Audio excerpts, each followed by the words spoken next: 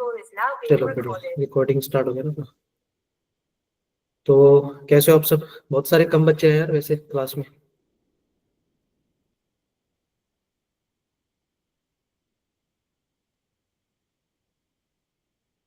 Good okay evening. ठीक है।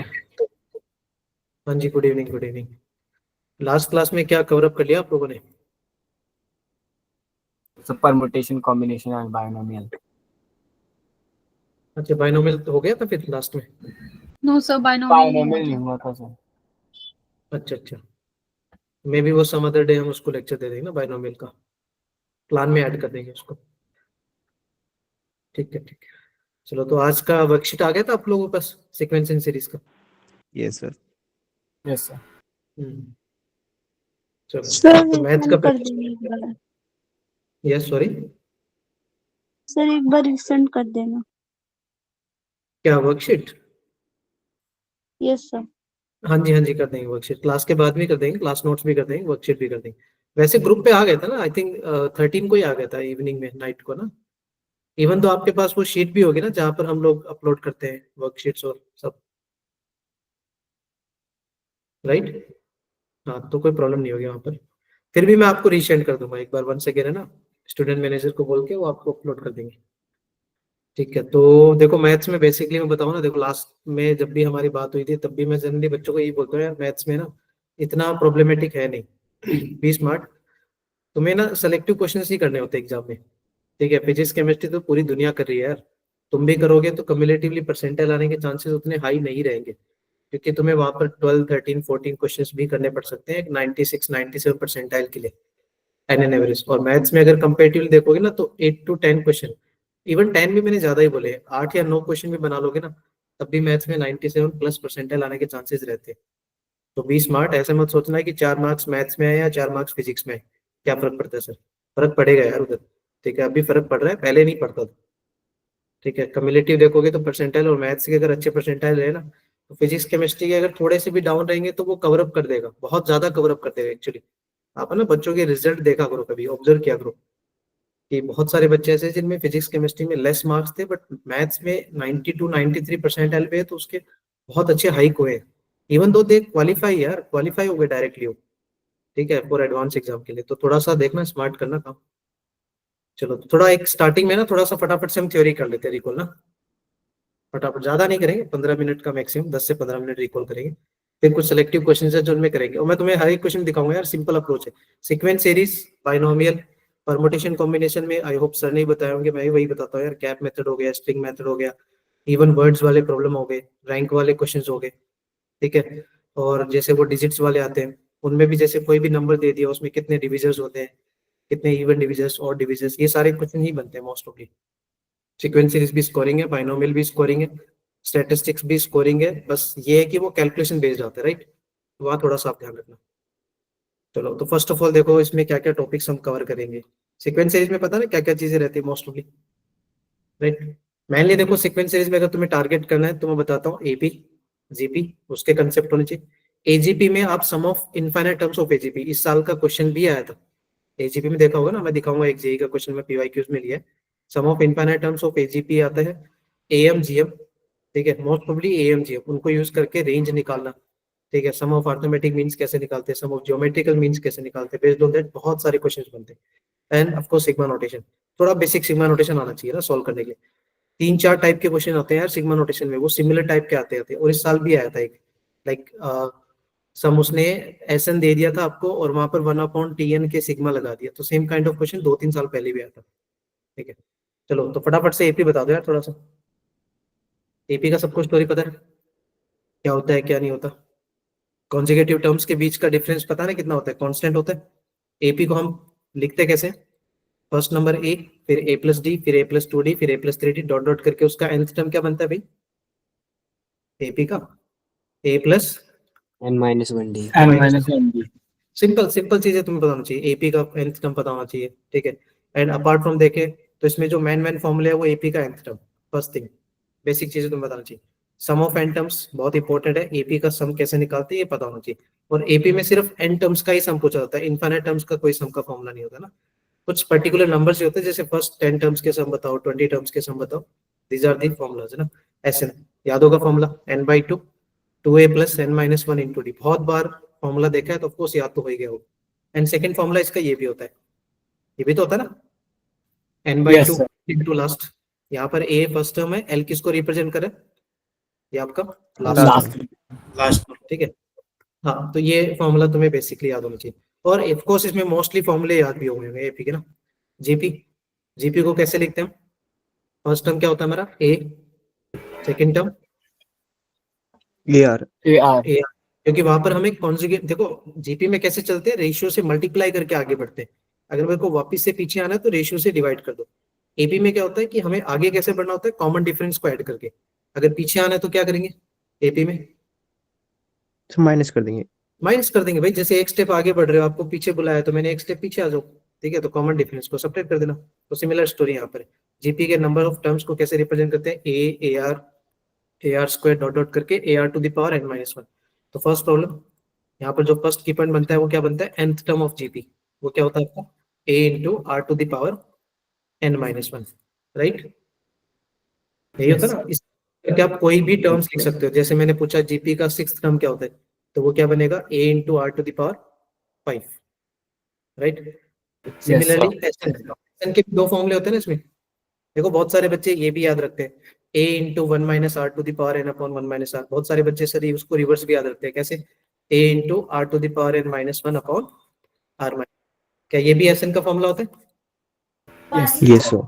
ना, दोनों सेम ही है, ठीक है ना, दोनों सेम है। ऐसे नहीं कि सर ये वाला कब यूज करते हैं, इतना स्ट्रेस मत लेना, एग्जाम टाइम में तुम दोनों अप्लाई कर सकते हो। ऑफकोर्स दोनों की अलग अलग कंडीशन होती है, बट इतना स्ट्रेस लेने की जरूरत नहीं है, दोनों से ही आंसर्स आ जाएंगे, ठीक है। एंड मोस्ट इंपॉर्टेंट कि जीपी का इनफाइनाइट टर्म्स का सम का फॉर्मूला क्या होता है, वो क्या होता है आपका, S infinity A upon 1 minus R, ठीक है। जहां पर मोस्टली इंपॉर्टेंट चीज जो इसमें ना वो ये है कि उसका जो कॉमन रेशियो होता है ना, कॉमन रेशियो उसका जो मॉड होता है वो लेस देन 1 होता है, और यू कैन से जो कॉमन रेशियो वो कहां से कहां होता है, इसके बीच में होगा -1 to 1, सही है क्या, कि कॉमन रेशियो का जो रेंज होता है, कई बार ना सिली से क्वेश्चन बन सकता है कि कुछ एक बड़ा सा टर्म दे दिया उसमें कॉमन रेशियो का रेंज पूछे, तो कॉमन रेशियो का रेंज हमेशा क्या होता है -1 to 1 होता है।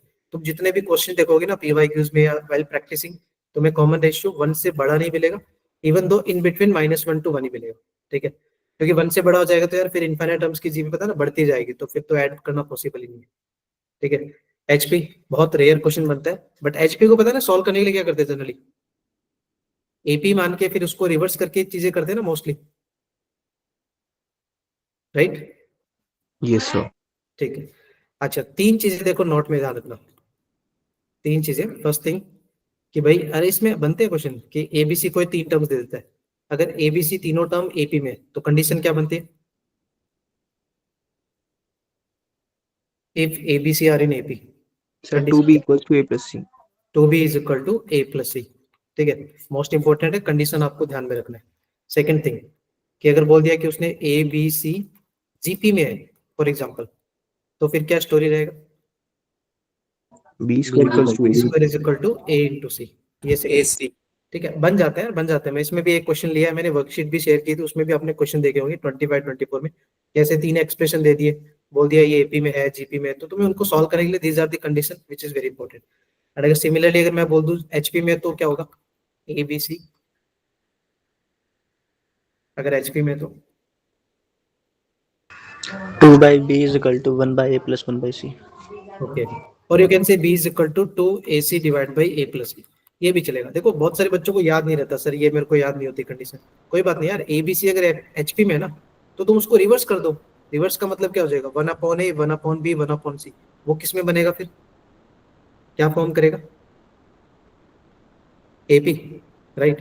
तो तुम्हें पता चल गया कि एचपी का उल्टा एपी आ गया, तो अब तुम एपी की कंडीशन यूज कर लो। एपी की कंडीशन क्या बोलता है, मिडिल टर्म का डबल वो किसके इक्वल होता है, साइड वालों का सम होता है, ठीक है। तो तुम उस बेसिस पे फॉर्मूला भी डिजाइन कर सकते हो, क्लियर है, यहाँ Yes, तक sir. डाउट है भी किसी को, चलो No, ठीक है। फटाफट से देखो एएम जीएम एचएफ को भी खत्म कर लेते हैं। एएम देखो दो चीजें होती है, देखो यार अर्थमेटिक मीन यहाँ भी आता है, स्टैटिस्टिक्स में भी आता है। स्टैटिस्टिक्स में मेनली क्या होता है, नंबर्स का आता है, वहां पर क्या होता है, जैसे मान लो n नंबर्स है तो उनका अर्थमेटिक मीन कैसे निकालते हैं, सबका sum divide by counting number of observation. दो नंबर्स हैं तो अर्थमेटिक मीन कैसे निकालते हैं, let's say numbers are x1 x2, हम उसका अर्थमेटिक मीन कैसे निकालेंगे, दोनों का सम करेंगे डिवाइड बाई 2, सिंपल अप्रोच, ठीक है। बट इसमें जो मोस्ट इंपॉर्टेंट चीज होती है ना वो ये वाली होती है, ये ज्यादा इंपॉर्टेंट है। देखे हुए होंगे ऐसे क्वेश्चन कि ए और बी के बीच में ना n नंबर्स दे दिए उसने, ठीक है। लाइक मैं यहाँ लिख देता हूँ ए और बी, उसके बीच में n नंबर्स दे दिए, n अर्थमेटिक मीन इंसर्ट किए, इस टाइप के एप्लीकेशन बनते हैं, राइट। तो फिर यहाँ पर दो चीजें निकलती है कि find the arithmetic means and find the sum of arithmetic means. तो तुम्हें अर्थमेटिक मीन्स को कैलकुलेट करना है, how we can find out,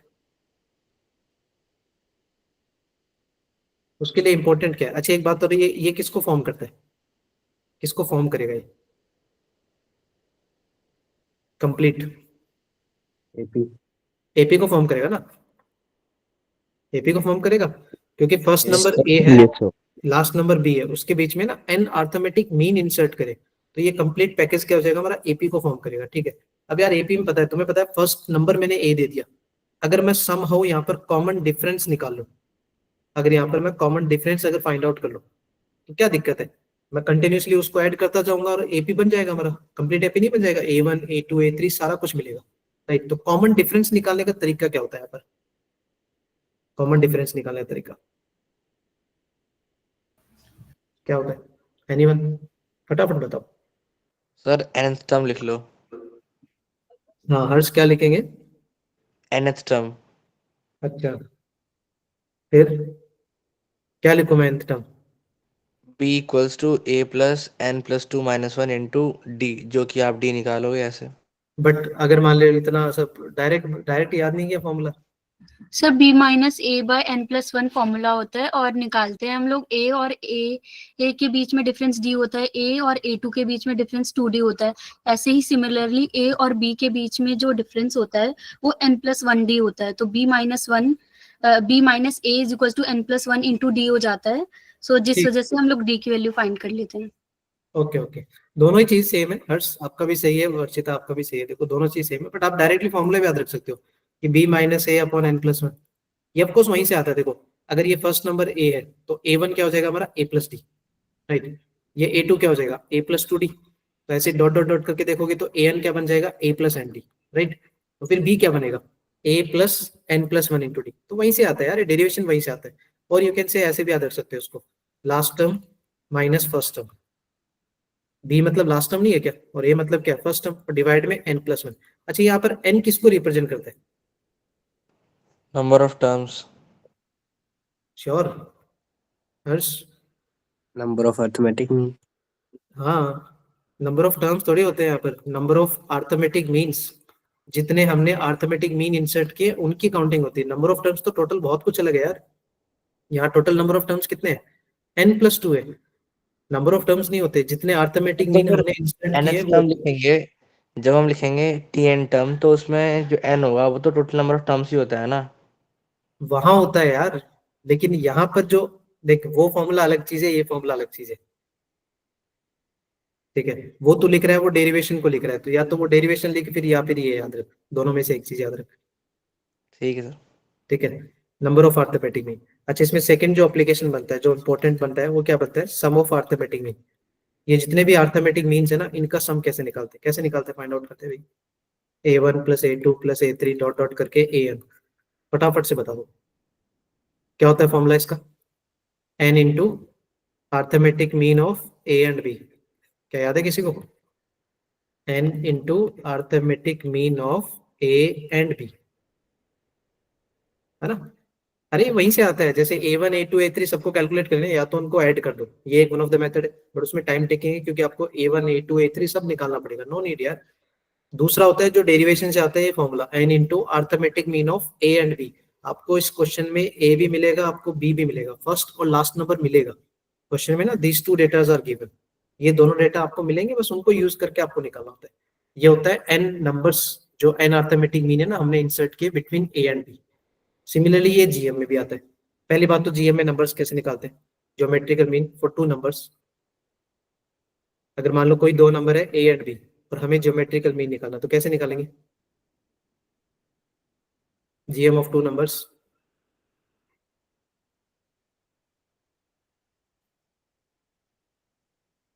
बताओ भाई। फिर उसी वे से निकालेंगे, जैसे जीपी का अंडर रूट अप्लाई होगी। करते थे हम लोग फॉर्मूला, वैसे ही n+1 इसमें भी हो जाएंगे, और उसी इससे हम लोग r निकाल लेते हैं।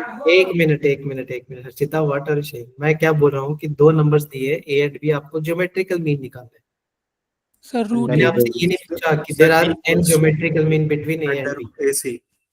हाँ मतलब इतना नहीं है यार। अगर कोई दो नंबर दिया तो ज्योमेट्रिकल मीन कैसे निकालोगे? दोनों का मल्टीप्लाई कर दो और रूट निकाल लो, ए इंटू बी और उसका स्क्वायर रूट। कोई तीन नंबर्स दिए हैं, उनका ज्योमेट्रिकल मीन कैसे निकालोगे? ए इंटू बी इंटू सी पावर में 1/3, लाइक दैट। मैं बेसिक चीज पूछ रहा हूँ, बेसिक बेसिक एकदम, जो हम लोग स्टैटिस्टिक्स में भी पढ़ते हैं, यहाँ भी पढ़ते हैं। मैंने ये नहीं पूछा था आपसे, ठीक है?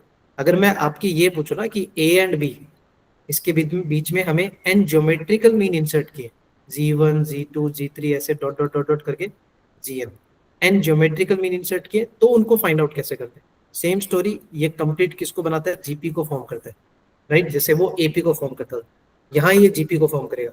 अब जीपी है तो तुम्हें पता है फर्स्ट नंबर अगर ए दे दिया, तो तुम्हें अगर G1 G2 G3 निकालना है तो तुम्हें क्या फाइंड आउट करना पड़ेगा भाई? रेशियो ना, कॉमन रेशियो। Common ratio.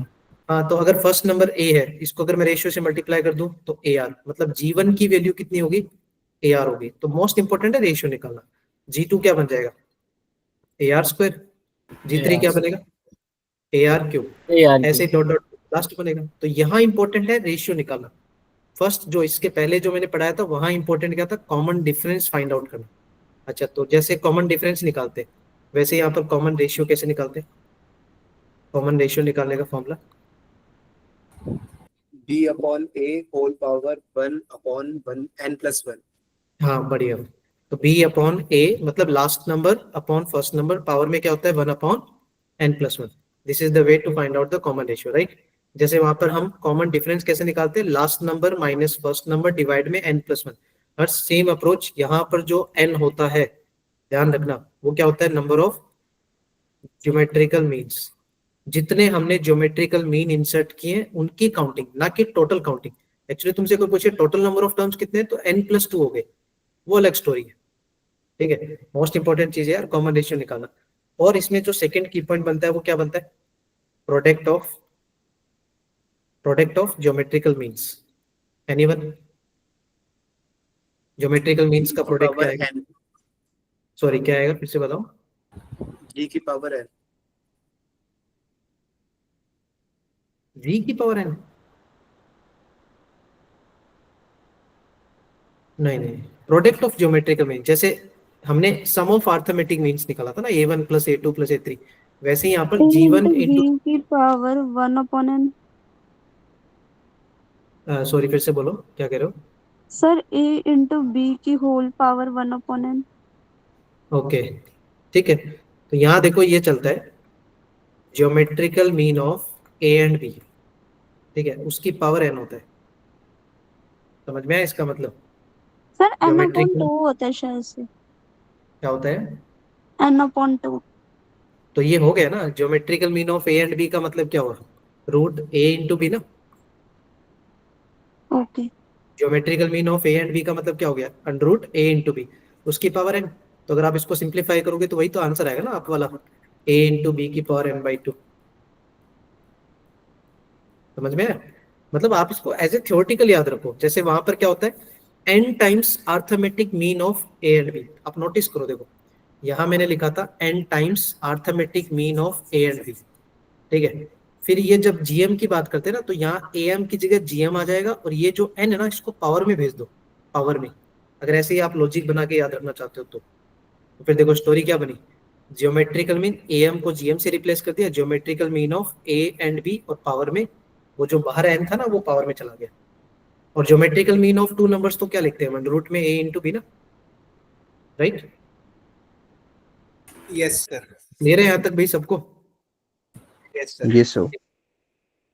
ठीक है। फिर एम जीएम एचएम में रिलेशन आपको सबको याद होगा। इंपॉर्टेंट है रेंज निकालने में, मैक्सिमम मिनिमा कई बार निकालने में ना इस तरह के क्वेश्चन बनते हैं। तो एम जीएम एचएम तीनों इक्वल कब होते हैं? जब क्वांटिटीज क्या होती हैं? पॉजिटिव। Same. सेम होती है, ठीक है? व्हेन क्वांटिटीज आर सेम, ठीक है ना? जितने भी टर्म्स दिए, जो भी नंबर्स दिए, वो अगर सारे के सारे सेम है तो एम जीएम एचएम तीनों के तीनों सेम होते हैं। अदरवाइज एम हमेशा सबसे बड़ा होगा, फिर जीएम होगा, एंड देन HM होगा, राइट? ठीक है, फटाफट से ये रिमार्क करा, नोटेशन है। अच्छा, सिग्मा के मतलब वही हो गया सिग्मा एन यार, यहाँ इसको क्या बोलते हैं? सम ऑफ नेचुरल नंबर्स ना, 1 + 2 + 3 डॉट डॉट करके n, इसका रिजल्ट क्या होता है? n into n + 1/2। यार ये इंपॉर्टेंट रिजल्ट है, ठीक है ना?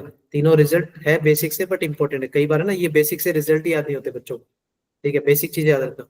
सिग्मा n स्क्वायर क्या बोलता है, या सिग्मा k स्क्वायर में याद रखो चलेगा, 1 स्क्वायर + 2 स्क्वायर + 3 स्क्वायर।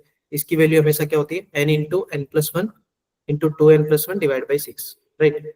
और सिग्मा n क्यूब, ये मतलब क्या होता है? इसका मतलब sum of cube of natural numbers, right? 1 cube + 2 cube + 3 cube. अब इसमें पता है दो याद रखने होते हैं, ये फर्स्ट वाला अगर याद हो गया ना, इसी का होल स्क्वायर नीचे आता है, देख रहे हो क्या आप? n into n + 1 divide by 2 का होल स्क्वायर। अच्छा, अगर मैंने पूछा होता सिग्मा n सिग्मा 1 क्या होता है फिर? Sir n। So 1 1 होगा या n होगा? 1 होगा सर। Sir n। 1 कैसे होगा यार, ये बता। सर आपने k = 1 से लेके n तो लिखा ही नहीं था, अब लिखा है। से यार इतना बेसिक तो अभी, अब ये बताओ बच्चों वाले काम भी करवाओगे क्या? सेकेंड अटेम्प्ट आने वाला है। सिग्मा मतलब ऑफ कोर्स कुछ चीजें सेल्फ अंडरस्टूड करनी है यार हर्ष। ठीक है, = 1 से लेके n तो मतलब ठीक है, लिख दिया। ठीक है, तो ये क्या होता है? n होता है। अरे ये इसलिए बता रहा हूँ, ये छोटी चीज है, छोटी चीज है, बट बच्चे क्या करते हैं जब सिग्मा नोटेशन के क्वेश्चन आते हैं तो वो सब जगह सिग्मा लगा देते हैं, ठीक है, रट्टा मार के बैठते हैं। जैसे मान लो सिग्मा n स्क्वायर आ गया, सिग्मा n भी था पास में, और यहाँ पर मान लो +2 था, तो वो लास्ट में सिग्मा 2 को ना वो 2 ही लिख देते हैं। यहाँ पर ये मिस्टेक बहुत ज्यादा बच्चों से होती है। अरे फ्लो में एग्जाम का प्रेशर रहता है, ऐसा सिग्मा 2 ये तो 2 आ गया डायरेक्ट, क्योंकि वहां पर तो जो चेंज हो रहा है वो तो दिखता ही नहीं बच्चों को, ठीक है? बट इसको 2 नहीं लिखना है, इसको 2n लिखना है। समझ में आया ना चीजों को? छोटी छोटी चीजें थोड़ा सा ध्यान रखना। तो सिग्मा 1 का ध्यान रखना, n होता है, सिग्मा n अलग चीज होती है। देखो k में याद रखो या n में याद रखो, बोथ आर सेम थिंग, ठीक है ना? ऐसे कंफ्यूजन नहीं होना चाहिए। चलो, क्वेश्चन प्रैक्टिस किए थे आप लोगों ने? Yes sir. इस किए थे, ठीक है। थोड़े 25 के क्वेश्चन दिखाता हूँ, देखो तुम्हें, है ना? बड़े सिंपल सिंपल क्वेश्चन थे यार, बनने चाहिए थे। भैया क्या कह रहे हो आप, आंसर बता रहे हो? चलो देखते हैं। ठीक है, देखो पहला क्वेश्चन देखा था आपने, consider of an AP of positive integer. अच्छा, इससे पता है ये एक छोटी सी चीज थी जो इंपॉर्टेंट चीज थी। उसने क्या बोला आप यहाँ पर कि एपी कैसा है? एपी में जो भी नंबर्स है वो कैसे है? इंटीजर है। पॉजिटिव। अच्छा, इंटीजर है मतलब तुम्हें इतना समझ में आया कि कॉमन डिफरेंस हमारा फ्रैक्शंस में नहीं आएगा। बोल सकता हूँ कैसा? yes sir. Yes sir. है ना Yes, भाई? sir. एपी जैसे मान लो 1 2 3 4 5 6 ऐसे टाइप की, तो भाई ऐसे तभी मिलती है जब उसका डी क्या होता है? डी फ्रैक्शन में नहीं होता ना। डी मतलब 1 2 हो सकता है, कुछ भी हो सकता है, बट पॉजिटिव इंटीजर होना चाहिए डी, राइट? फिर उसने आगे कंडीशन क्या दे दी, उस sum of the first 3 terms is 54। अच्छा, फर्स्ट 3 टर्म्स, पहली बात एपी है, तो तुम यार एपी का मतलब दिमाग में ये आता है कि ए प्लस डी, ए प्लस 2d डॉट डॉट करके, यही हमारी एपी है। Yes sir. फर्स्ट 3 टर्म्स का सम 54 है। अच्छा, पहली 3 टर्म्स का सम बताओ। इसका मतलब तुम्हें तीनों को ऐड करना है, ए प्लस डी, ए प्लस 2d, इन तीनों का सम कितना दिया है? 54। क्या यहाँ से एक कंडीशन बन गई क्या? सर इधर क्या कर, SN का फॉर्मूला भी तो लग सकता है ना? कौन सा फॉर्मूला? SN वाला, सम SN वाला। लगा सकते हो, लगा सकते हो, उससे कोई दिक्कत नहीं। एसएन का फॉर्मूला भी लगा सकते हो, ये भी लगा सकते हो। भाई एपी हमने अज्यूम कर ली ना, ए प्लस डी, ए प्लस 2d, क्योंकि पहले 3 टर्म्स तो यही होंगे ना आपके एपी के, कुछ फर्क नहीं पड़ेगा, दोनों से सेम ही आएगा। देखो ए कितना हो गया आपका? 3a plus 3d is equal to 54। चाहो तो आप इसको थोड़ा सा रिड्यूस कर सकते हो, 3 से डिवाइड नहीं कर सकते, तो क्या आंसर आएगा? a plus D A is equal plus to D equal to 80. कितना हो जाएगा? 18 ना? Yes. Yes sir. कुल मिला के हम इसको इक्वेशन 1 बोल देते हैं। एक कंडीशन बन गया। अगर यार समहाउ एक और कंडीशन मिल जाए ना, तो हम ए और डी को सोल्व कर सकते हैं। उसके बाद जो उसने पूछा है वो निकाल सकते हैं। 11th टर्म पूछा है, 11th टर्म कोई बड़ी बात नहीं है। T11 सबको पता है, एपी में T11 क्या होता है? a प्लस 10d होता है, राइट? बस Yes, इसमें sir. टास्क क्या था? Yes, sir. एक्चुअली टास्क क्या था हमारा? ए और डी निकालना। तो उसके लिए उसने 2 कंडीशन दी थी, एंड सामने तुम्हारे। बट देखो सेकंड कंडीशन इंटरेस्टिंग क्या बना दिया, the sum of the first 20 term lies between. अच्छा, उसने डायरेक्ट S20 नहीं बोला, पहले 20 टर्म्स का जो सम है ना वो कुछ नंबर्स के बीच में लाई करता है। इसीलिए मैंने बोला ये पॉजिटिव इंटीजर यहाँ पर मैटर करेगा हमारे लिए। इंपॉर्टेंट था ये। अच्छा, फर्स्ट 20 टर्म्स का सम क्या होता है पहले ये बताओ। S20, S20 का मतलब वही ना, फॉर्मूला लगाते क्या, n/2, yes sir. फिर क्या होता है a plus n n minus minus 1 into D. चलेगा, क्योंकि हमें a और d तो पता ही नहीं ना। ठीक है, फटाफट से इसको बताओ क्या बना है result, 10 into 2a plus 19 into D. क्या यही आएगा answer? Yes, sir. Yes sir. yes sir सही है। अब ये जो S20 है वो किसके बीच में लाई कर रहा है, 1600 एंड 1800। तो क्या मैं ऐसे बोल दूं कि ये जो रिजल्ट आपके सामने दिख रहा है ये इन दोनों के बीच में लाई करेगा? सही है। Yes sir. ठीक है, अब बताओ यार, पहले पहले इसको रिड्यूस कर लेते हैं। ये 10 10 से डिवाइड कर देगा तो कितना बन जाएगा, 160 2a प्लस 19d, और फिर ये कितना हो जाएगा इधर 180। यहाँ तक कोई डाउट है क्या? No sir. No sir. अब क्या करोगे बताओ। सर 19D को बताओ। स्प्लिट कर देंगे 2D plus 17D। Sir 19 substitute sir कर पहले सकते हैं ना ए एक को। के टर्म में कर लेते हैं। हाँ जैसे भी, बट ए के टर्म में करोगे, ए थोड़ी निकालना है हमें, तो डी निकालना है ना पहले। मतलब हाँ सिंगल टर्म में कर लो। हाँ, ठीक है। ठीक है, या फिर ऐसे कर सकते हो कि यार 2a आपको दिख रहा है, 2a यहाँ पर है, यहाँ हमारे पास a है, तो अगर मान लो मैं इसको 2 से डिवाइड सॉरी मल्टीप्लाई कर देता, तो क्या मैं इसको ऐसे बोल देता 2a plus 2d is equal to 36। Yes sir. Sir ठीक है? तो उसका एडवांटेज पता है क्या हुआ, हमारे पास 2a वी हैव ऑलरेडी और 2d और चाहिए, तो यार 19d का मतलब क्या होता है 17 प्लस 2d ना, तो मैं इसको ऐसे लिख सकता हूँ 2a plus 2d plus 17d। चलेगा क्या? Yes sir. है ना, कुछ तो एडवांटेज हुआ। या फिर यू कैन से दोनों कंडीशंस को यूज करना था। अब देखो 2a प्लस 2d, इतना सा रिजल्ट ऑलरेडी पता है ना आपको, 36 होता है, होता है। तो ये हमारा कंडीशन ओवरऑल क्या बन गया, क्या बना, 160 से लेके 180 के बीच की स्टोरी थी। 2a प्लस 2d को तो हमने क्या लिख दिया 36, तो क्या मैं इसको वैसे मेंशन कर दूं 36 प्लस 17d। चलेगा? सर एक बार पीछे वाली स्लाइड दिखाना। हाँ जी, देखो दिख रहा है कि आपको मैंने कंडीशंस को कैसे मॉडिफाई किया। a plus d was given 18, ठीक है, बट हमारे सर पास कंडीशन 19D को तोड़कर लिख दिया 2D हाँ जी और इसमें 2 ब्रेक कर को दिया ना, 19d को हमने ब्रेक कर दिया, 2d प्लस 17d रिक्वायर्ड ना, बेस्ड ऑन रिक्वायरमेंट, ये हमने यहाँ पर ब्रेक कर लिया। क्लियर है? ओके। हाँ, तो उतने से डेटा का वैल्यू हमने 36 ले लिया, क्योंकि 2a प्लस 2d है ना, उसका वैल्यू कितना था 36। अब आपको यार d चाहिए, तो पहले 36, ये ना डबल इनइक्वलिटी होती है, तो तुम्हें पता है डबल इनइक्वलिटी दोनों साइड काम करती है, तो 36 तुम्हें दोनों साइड सेपरेट करना था, तो ये बनेगा 160 माइनस 36, फिर ये बचेगा 17d, और इधर बनेगा 180 माइनस 36। कोई डाउट है यहाँ तक? सिंपल। अब यार हमें चाहिए d, तो तुम्हें क्या करना पड़ेगा 17 से डिवाइड। अच्छा पहले बताओ 160 माइनस 36 क्या बनेगा, 124 ना? 124। अच्छा मैं लगे आता हूँ ना 17 से डिवाइड भी कर रहा हूँ पूरी पूरी इनइक्वलिटी को, तो साइन भी नहीं चेंज होगा क्योंकि ये पॉजिटिव क्वांटिटी है, राइट, पॉजिटिव क्वांटिटी में साइन नहीं चेंज होता। तो डिवाइड बाई 17, यहाँ क्या बचेगा d, और इसमें से बताओ सब्ट्रैक्शन करके कितना बनेगा, 144. 144 ना। अब देखो यार, ये यहाँ तक क्लियर हो गया क्या सबको, d का रेंज, यस है ना? अब Yes, देखोगे ना sir. तो ये एग्जैक्टली नहीं आया यार, एग्जैक्टली डी नहीं आया, ये तो पता ही था क्योंकि उसने बोला था लाइज बिटवीन सम स्टोरी, तो एग्जैक्टली तो नहीं आएगा, तो इन बिटवीन रेंज आएगा। तो अभी यहाँ पर ना आपको थोड़ा सा एक अप्रोक्सीमेशन आइडिया लगाना था कि ये जो हमारा डी है वो किसके बीच में लाई कर रहा है। फ्रैक्शंस में नहीं आएगा, हमने स्टार्टिंग में क्वेश्चन में मेंशन किया था कि that AP is a positive integer, ठीक है ना, एपी में पॉजिटिव इंटीजर ही है, फ्रैक्शन का कोई खेल नहीं है। तो इसको ना थोड़ा सा अप्रोक्सीमेशन लगा लो, ये 124 बाई 17 कितना हो जाएगा, ये 7 पॉइंट समथिंग आ रहा है ये, 7.2।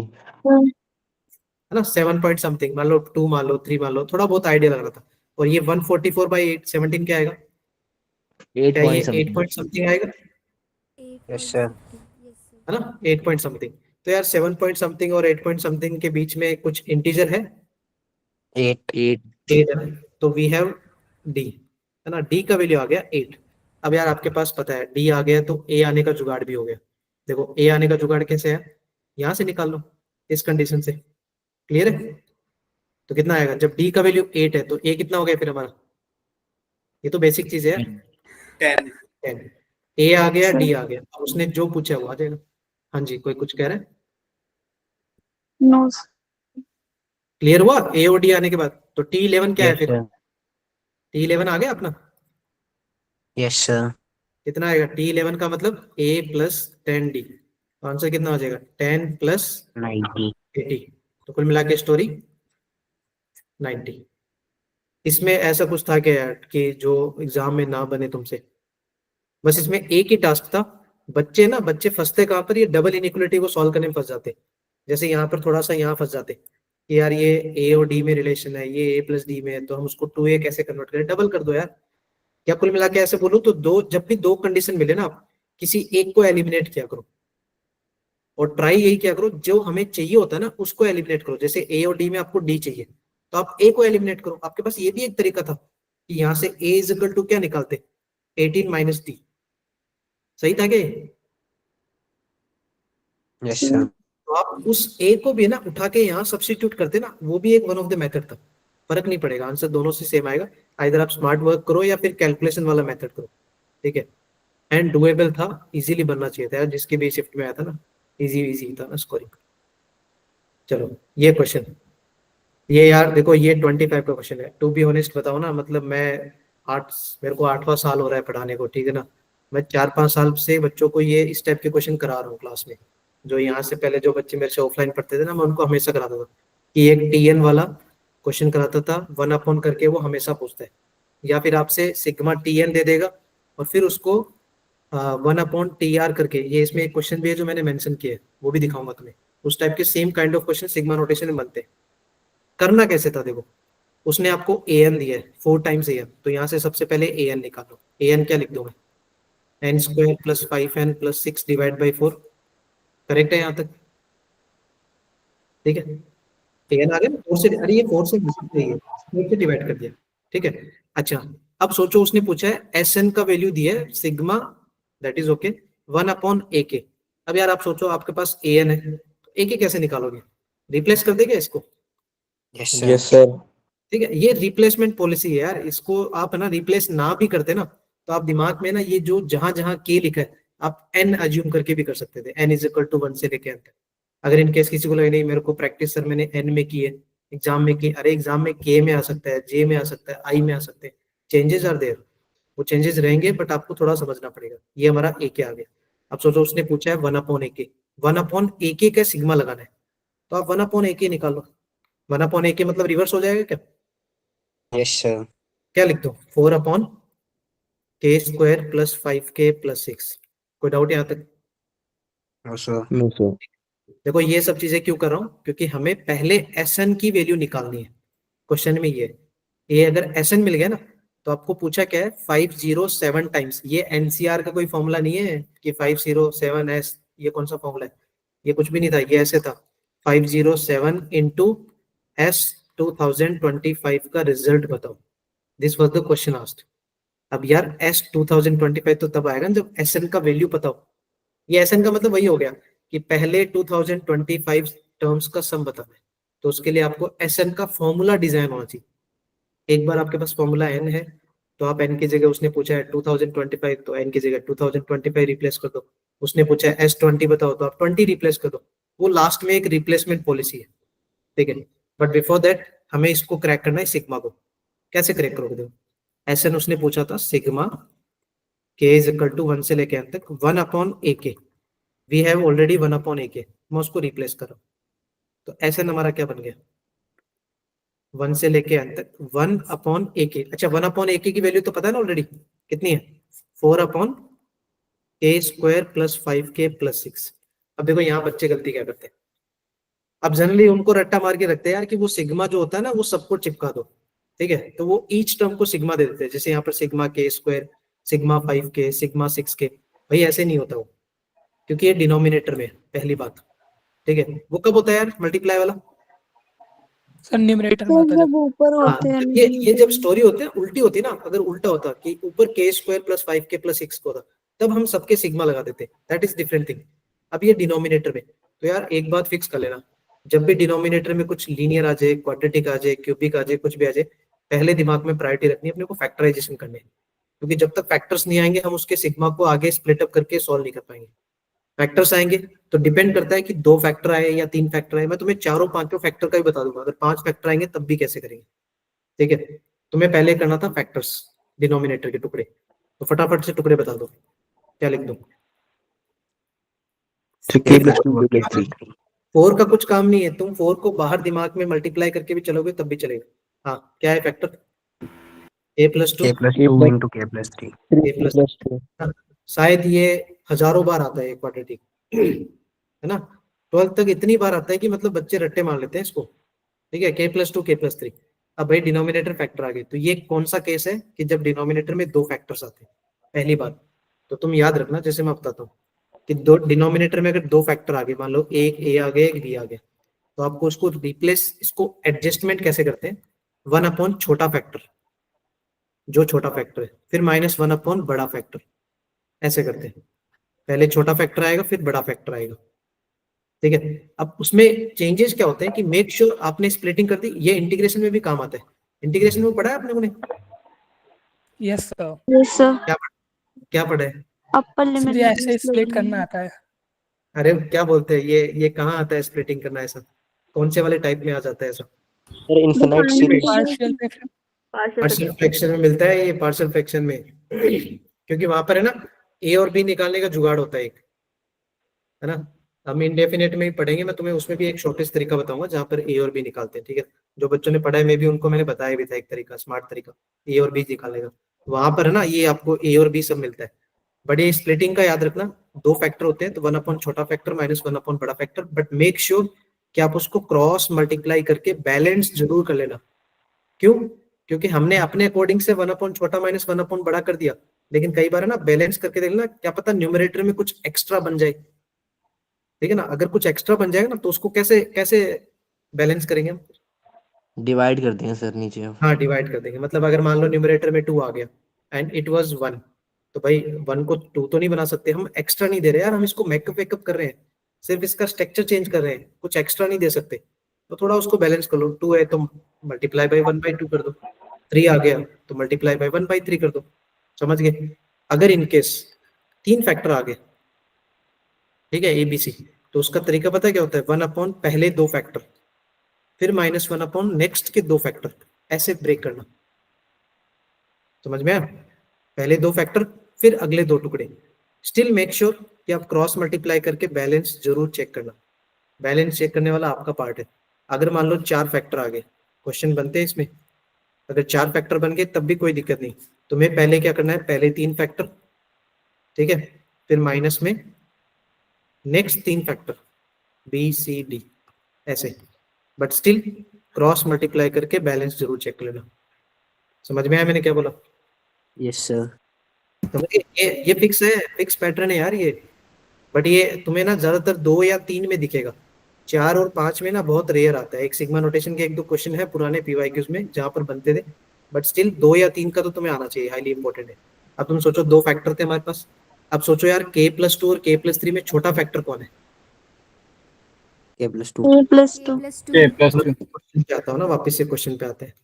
हमारा क्वेश्चन था सिग्मा, 4 टाइम्स को मैं बाहर लिख रहा हूँ, ठीक है, सिग्मा एज इट इज 1 से लेके एन तक, 1 अपॉन छोटा फैक्टर -1 अपॉन बड़ा फैक्टर। तो 1 अपॉन छोटा कौन है हमारा? k+2 1 अपॉन बड़ा फैक्टर कौन है हमारा? k+3। कोई डाउट है यहाँ तक? नो सर क्रॉस मल्टीप्लाई करके बैलेंस कर लेना, मतलब आपको सिर्फ दिमाग में ही कैलकुलेशन करनी है। ऐसे मत कर देना कि सर मैं क्रॉस मल्टीप्लाई करने बैठ गई। अरे अगर मल्टीप्लाई करने बैठोगे तो फिर से वही आ जाएगा, फिर से वही आ जाएगा। आपको क्रॉस मल्टीप्लाई नहीं करना है, आपको जस्ट चेक करना है कि हमने कुछ एक्स्ट्रा तो नहीं बना दिया। तो सोचो, क्रॉस मल्टीप्लाई करो यार, k से k कैंसिल हो जाएगा, 3 - 2 1 ही आएगा क्या ऊपर? Yes sir. तो मतलब कुछ एक्स्ट्रा देने की जरूरत है क्या? No sir. ऑलरेडी बैलेंस्ड है। अब इसके सिग्मा ओपन कर दो। अब आपको यहाँ पर नेक्स्ट काम क्या होता है? सिग्मा को ओपन करना, इतना ही काम है। अब सिग्मा को ओपन करना है।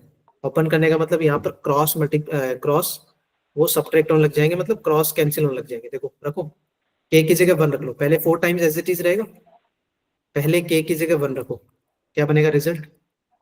1/3 माइनस 1/4 कैसे बनेगा? Yes, सही sir. है। फिर नेक्स्ट वाला क्या बनेगा बताओ? फिर जब k की जगह 2 रखोगे तो रिजल्ट क्या बनेगा? 1/4 4 minus plus 1/5. 1/4 minus 1/5. देखो आपको 2 बार में ही एनालाइज हो जाएगा, आपको यही एनालाइज हो जाएगा कि हमारा कैंसिल कैसे हो रहा है। अगर इन केस अगर आपको पहले 2 में ना पता चले तो 100% 3 और 4 जरूर रखना, क्योंकि ऐसे क्वेश्चन आपने ITF में भी देखे होंगे, वहां पर इनफाइनाइट टर्म्स तक जाते हैं डॉट डॉट करके, राइट? तो कई बार है ना 2 के बाद कटते हैं, यहाँ नहीं कटेंगे। जैसे ही आप 3 और 4 रखोगे ना, क्या पता उसके बाद में कटने स्टार्ट हो जाएंगे वो। दैट मीन्स अगर वो लेट कटने स्टार्ट हो रहे हैं तो आप ध्यान रखना कि पहले कितने टर्म्स हमारे पास बचे, तो सिमिलर टाइप से एंड में बचेंगे। जैसे यहाँ पर ये, अच्छा यहाँ पर ऐसे कटना स्टार्ट हो गया क्या? Yes, sir. तो इसका मतलब ये स्टार्टिंग में कटना स्टार्ट हो गया, तो यहाँ पर कुछ, अच्छा ये वाला फिर नेक्स्ट कट जाएगा, राइट? Yes, ऐसे ही sir. करते करते करते करते लास्ट में k is equal to n। तो सोचो जब n रखोगे तो बनेगा 1/n+2 माइनस 1/n+3। कौन सा कटेगा इसमें से? n+2. देखो पैटर्न देखो, 2 वाला. अब ऐसे याद रखना, अगर यहाँ पर पहला वाला बच गया तो यहाँ कौन सा बचेगा? 1/n+3. दूसरे वाला। हाँ, यहाँ दूसरा वाला बचेगा। मतलब लॉजिक क्या होता है, अगर वहां पर पहला बच रहा है तो यहाँ दूसरा वाला बचता है, ऐसे लॉजिक होता है। अगर यहाँ पर सेकंड बच रहा है तो वहां फर्स्ट वाला बचेगा, तो ये कट जाएगा। बट अगर मान लो वो स्टार्टिंग से नहीं कटता, 2 टर्म के बाद कटता, तो अगर मैंने बोला होता है कि पहले 2 टर्म बचते, तो फिर लास्ट में भी कितने टर्म बचते? 2. 2 बचते, वो भी सेकंड वाले। ठीक है ना, ये ITF में मिल जाते हैं इस टाइप के सिग्मा नोटेशन। जब तुम लोग tan इनवर्स वाले क्वेश्चंस करोगे ना, और वो इंटरेस्टिंग क्वेश्चन है यार, वो आते हैं ITF के, सिग्मा लगा के ना वो रिप्लेस करना, वो सब चीजें आती। चलो तो ये बट हो गया, फिर डन। क्या आंसर है ऐसा? 4 इंटू क्या क्या बचा? 1/3 माइनस 1/n+3। क्या ऐसा आ गया? Yes, sir. कोई दिक्कत?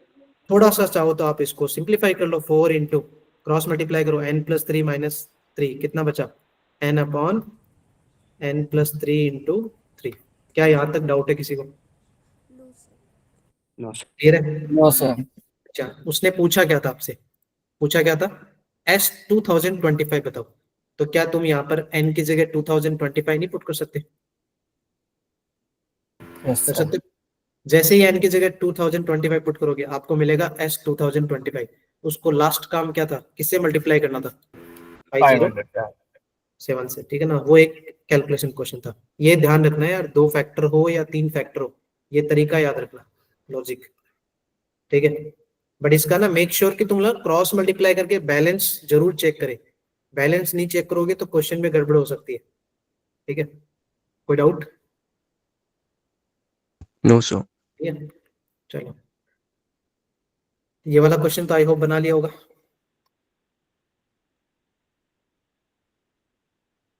बना लिया होगा ना, easy easy easy easy question बना लिए होंगे। मैं तुम्हें इंटरेस्टिंग चीज बताता हूँ।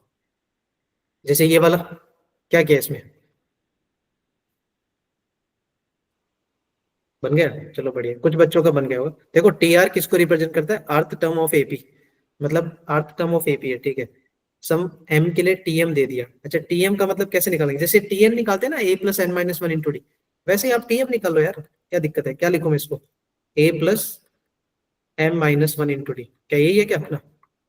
Yes, sir. Yes sir. एक कंडीशन बन गई। अच्छा, T25 कैसे निकालोगे? A+24D, क्या लिख सकता हूँ इसको? Yes sir. सही Yes. है, चलो बढ़िया। अब उसने पूछा क्या आपसे? देखो ये 2 कंडीशन दे दी, एक कंडीशन यहाँ पे दी है, देखो पढ़ो इसको। क्या इसका समीशन मतलब? 1 20 से टाइम्स। लेकर 25 तक। हाँ जी, बढ़िया। देखो सिग्मा TR, अच्छा सिग्मा TR का मतलब होता है SN ही होता है, सम ऑफ टर्म्स, है ना। अब उसने बोल दिया कि 1 से लेके 25 तक स्टोरी है, तो मतलब पहले 25 टर्म्स का सम दे दिया, तो ये S25 दिया आपको। कुल मिला के मैं ऐसे बोल दूं कि S25 है। Yes sir. अच्छा, AP में फर्स्ट 25 टर्म्स का सम कैसे Yes, निकालते हैं? sir. क्या लगाते हैं फॉर्मूला? 25/2, A plus N. क्या लिख दो आगे? 2A plus n-1 into D, चलेगा? अच्छा, या फिर मैं ऐसे बोल दूं क्या? अच्छा, Yes, इसके sir. अलावा क्या एक और फॉर्मूला होता है जो फर्स्ट टर्म प्लस लास्ट वाला होता है? Yes sir, A+n। वो ज्यादा बेटर नहीं? A plus 1 L। by अच्छा, यहाँ 20. पर L क्या होगा? 1/20. 25. अच्छा मैं ऐसे बोल दूं, लास्ट टर्म मतलब T25 होगा, Yes, sir. Yes, sir. 25th term वही तो एंड में है, 25th टर्म। सही है यहाँ तक? Yes, sir. Yes, sir. हाँ, और 25th टर्म का वैल्यू तो ऑलरेडी गिवन है क्वेश्चन में, Yes, sir. दिया है क्या? तो क्या मैं इसको ऐसे लिख A दूं, नहीं. 20 × 25/2 A+L L मतलब 1/20। कि ये क्लियर हो Yes, गया sir. क्या आपको कहाँ से लिखा? और this is given equal to 13, क्या 13 के इक्वल दिया है ये वैल्यू? सही है? क्या फटाफट से यहाँ से हम ए नहीं निकाल सकते? सोचो, ए निकाल सकते हैं? Yes, sir. हाँ, अगर आपका ए Yes, आ गया, sir. अगर आपका ए आ गया तो क्या आप डी नहीं निकाल सकते? निकाल लें. Yes, sir. निकाल सकते हो। Yes, sir. और अगर आपका डी और ए आ गया तो आपको नेक्स्ट क्या फाइंड आउट करना है? इस M. क्वेश्चन के अकॉर्डिंग बताओ क्या फाइंड आउट करोगे? हम. एम फाइंड आउट करोगे। ए आ गया, उससे हमें डी मिल जाएगा, आई होप आप निकालोगे यहाँ पे। उसके बाद आपको क्या फाइंड आउट करना है? एम। M. और जैसे ही एम मिल जाएगा उसका मतलब हमें क्या मिल जाएगा? सिग्मा की वैल्यू मिल जाएगी, कहाँ से कहाँ तक अपने को सिग्मा ओपन करना है। दैट मीन्स कहाँ से कहाँ तक का हमें सम निकालना है। क्या क्लियर है? इसके बाद बन जाएगा ये क्वेश्चन। बस ये चीज इंपॉर्टेंट थी यार इसमें, ये एक की पॉइंट था जहां पर आपको समझना था स्टोरी कैसे रन करनी है अपने को। ठीक है, 2a+n-1 इंटू डी करते वो भी चलेगा, प्रॉब्लम नहीं है। बट दो कंडीशन, दो अननोन को सॉल्व करने के बजाय बेटर ये था कि यहाँ से आपको डायरेक्टली ए मिल जाता। इसलिए मैंने बोला था ये a+l वाला फॉर्मूला लगाते ज्यादा बेटर है। प्रॉब्लम नहीं है कि सर यही क्यों लगा रहे हो आप, 2a+n-1 क्यों नहीं लगा रहे? फिर आपको फिर दो कंडीशन, दो अननोन सॉल्व करने पड़ते, राइट? फिर ये कंडीशन और ये दूसरी कंडीशन, फिर आपको उनको फर्दर सॉल्व करना पड़ता। चलो क्लियर है इसमें?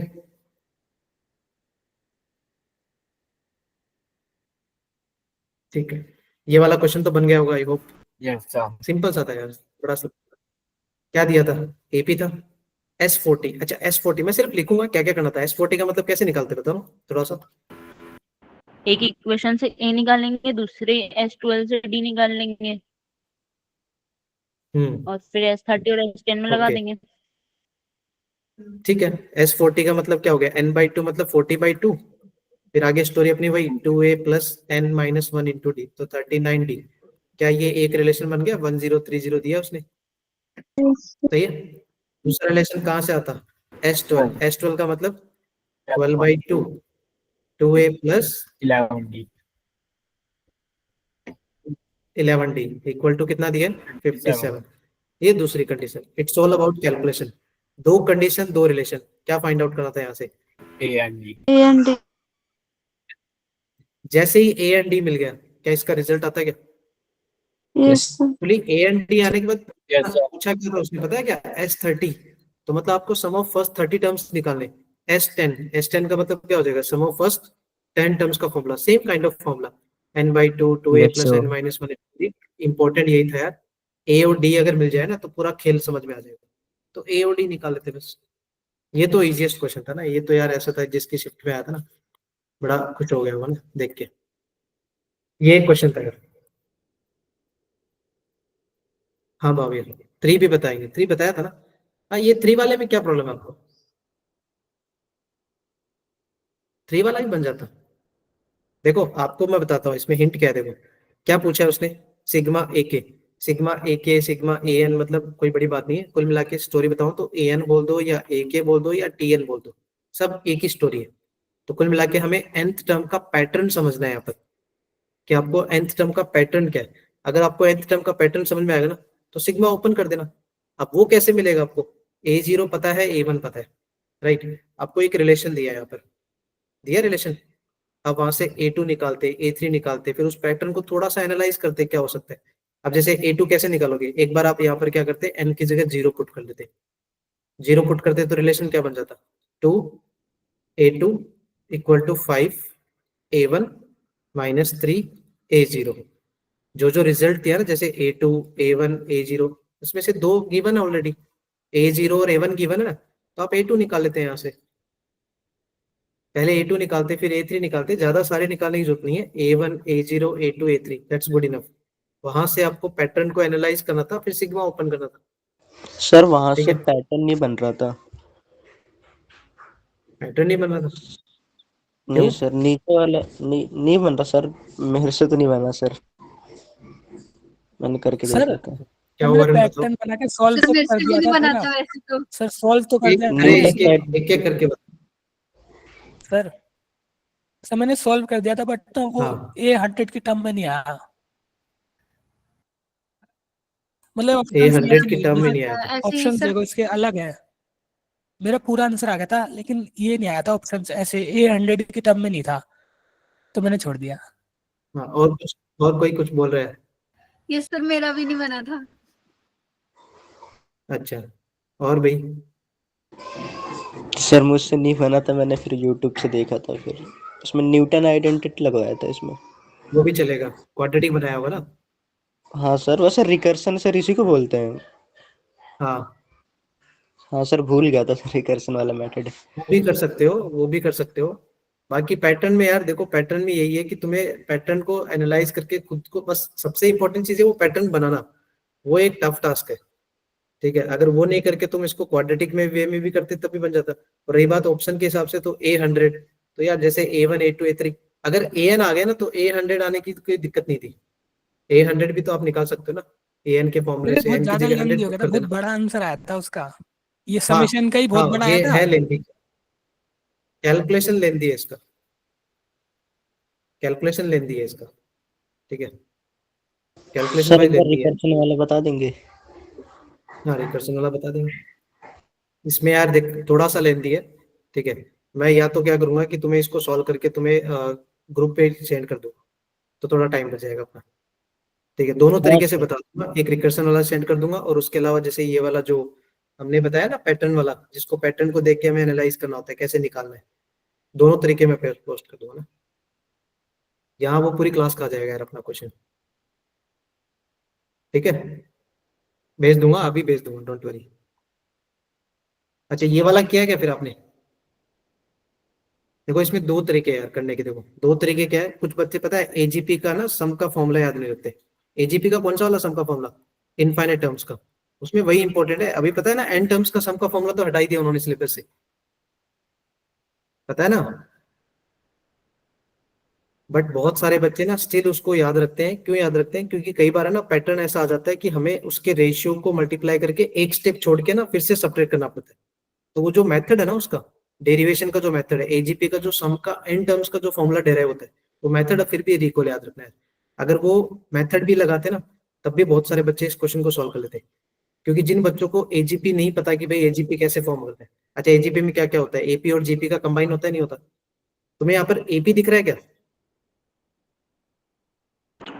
यस सर, 5 प्लस तो एन 5 है, फिर 5 प्लस अल्फा है, दिख रहा है, फिर 5 प्लस 2 अल्फा, 5 प्लस 3 अल्फा, मतलब ये किसको फॉर्म करे? AP एपी को एपी। फॉर्म करे। हाँ, और इसमें तुम्हें रेशियो दिख रहा है? हाँ 7 को yes नीचे ले sir आएंगे 1 डिनोमिनेटर by में, तो वो 7 7 वो की मैं पावर बच बढ़ती जाएगी।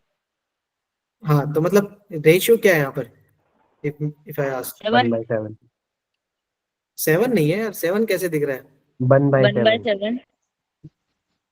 हाँ, 1/7 है ना, देखो वन पहले 5 इंटू 1 देखो, 1/7, 1/7 स्क्वायर, 1/7 क्यूब, तो रेशियो 1/7। अगर वैसे नहीं समझ आए तो T2/T1 कर लिया करो यार, समझ में आया? रेशियो 1/7। फर्स्ट नंबर क्या है इसमें? 5। कॉमन डिफरेंस क्या है? अल्फा ना, Yes, sir. Alpha. Dot dot करके कहाँ तक टर्म्स है? नंबर ऑफ टर्म्स कितने हैं? इनफाइनाइट है। तो भाई एजीपी का सम का फॉर्मूला पता है इनफाइनाइट का क्या होता है? फॉर्मूला याद रखो यार, फॉर्मूला याद रखो, क्या होता है? A/1 - R। देखो One इतना by. तो तुम याद रखना यार, ये तुम्हें ऑलरेडी याद नहीं है क्या? ये किसका है सम का फॉर्मूला? जीपी का yes ना। sir Yes, sir. इसमें इसमें थोड़ा सा ही तो ऐड करना है, क्या ऐड करना है? dr/1 - R का होल स्क्वायर। ये सर फॉर्मूला तो याद मेथड रखो, से नहीं कर सकते टाइम उससे? बचता है।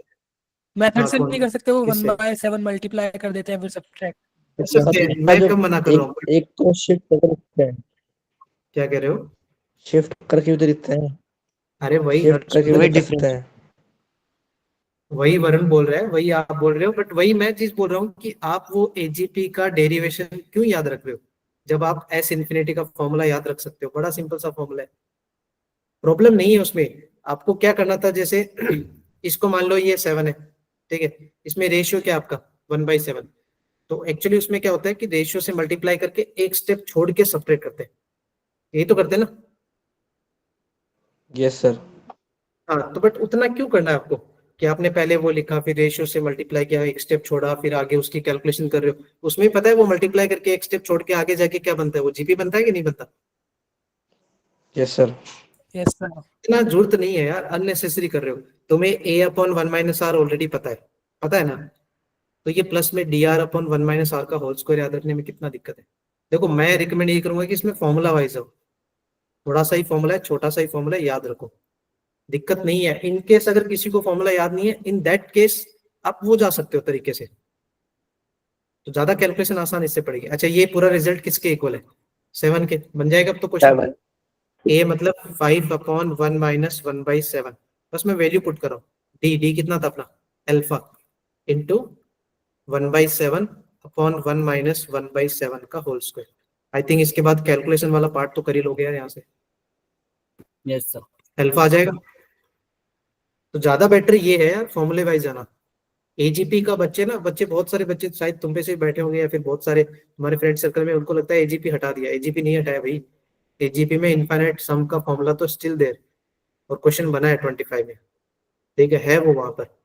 एजीपी में एन टर्म्स का सम का फॉर्मूला हटाया है, हालांकि बहुत सारे बच्चे उसके डेरिवेशन को यूज करते हैं, जैसे आपने बोला ना रेशियो से मल्टीप्लाई करके मैंने सर ऐसे कर दिया, वो यूज करते हैं बच्चे, ठीक है। आगे बढ़े। सर वैसे बहुत सारी चीजें हटाने के बाद भी दे देते हैं वो। एक हाँ, पोटेंशियोमीटर है, वो हर बार आता है और वो स्पेशली रिलेटेड है। अरे तो इसीलिए तो मैं हमेशा बच्चों को बोलता हूँ ना कि ज्यादा रिलाय मत करो यार वो एंटी वालों पे, क्योंकि वो अनप्रिडिक्टेबल चल रहा है। मतलब जैसे बहुत सारे बच्चों को बाइनोमियल का चैप्टर में से क्वेश्चन नहीं मिला, हो सकता है तुम में से भी किसी किसी शिफ्ट में ना आए हो, किसी किसी शिफ्ट में स्टैटिस्टिक्स के 2-2 क्वेश्चन आ जाते हैं, इतनी अच्छी किस्मत है, किसी को एक भी नहीं मिलता नसीब में, समझ गए।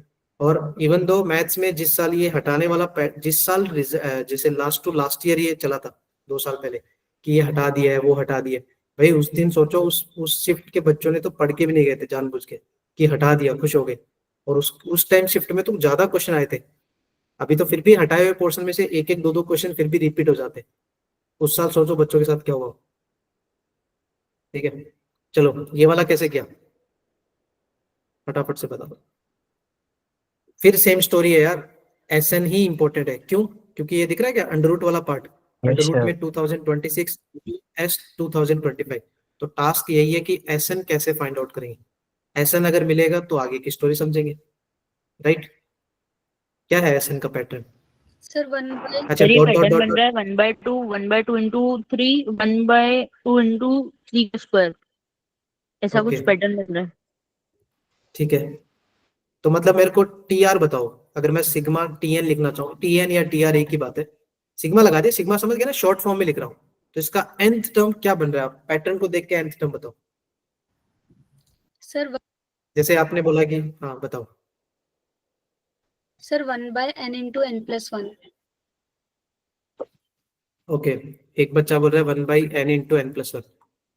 ओके 2 into तन्वी n आप, plus 1। अच्छा 1/2 into n+1।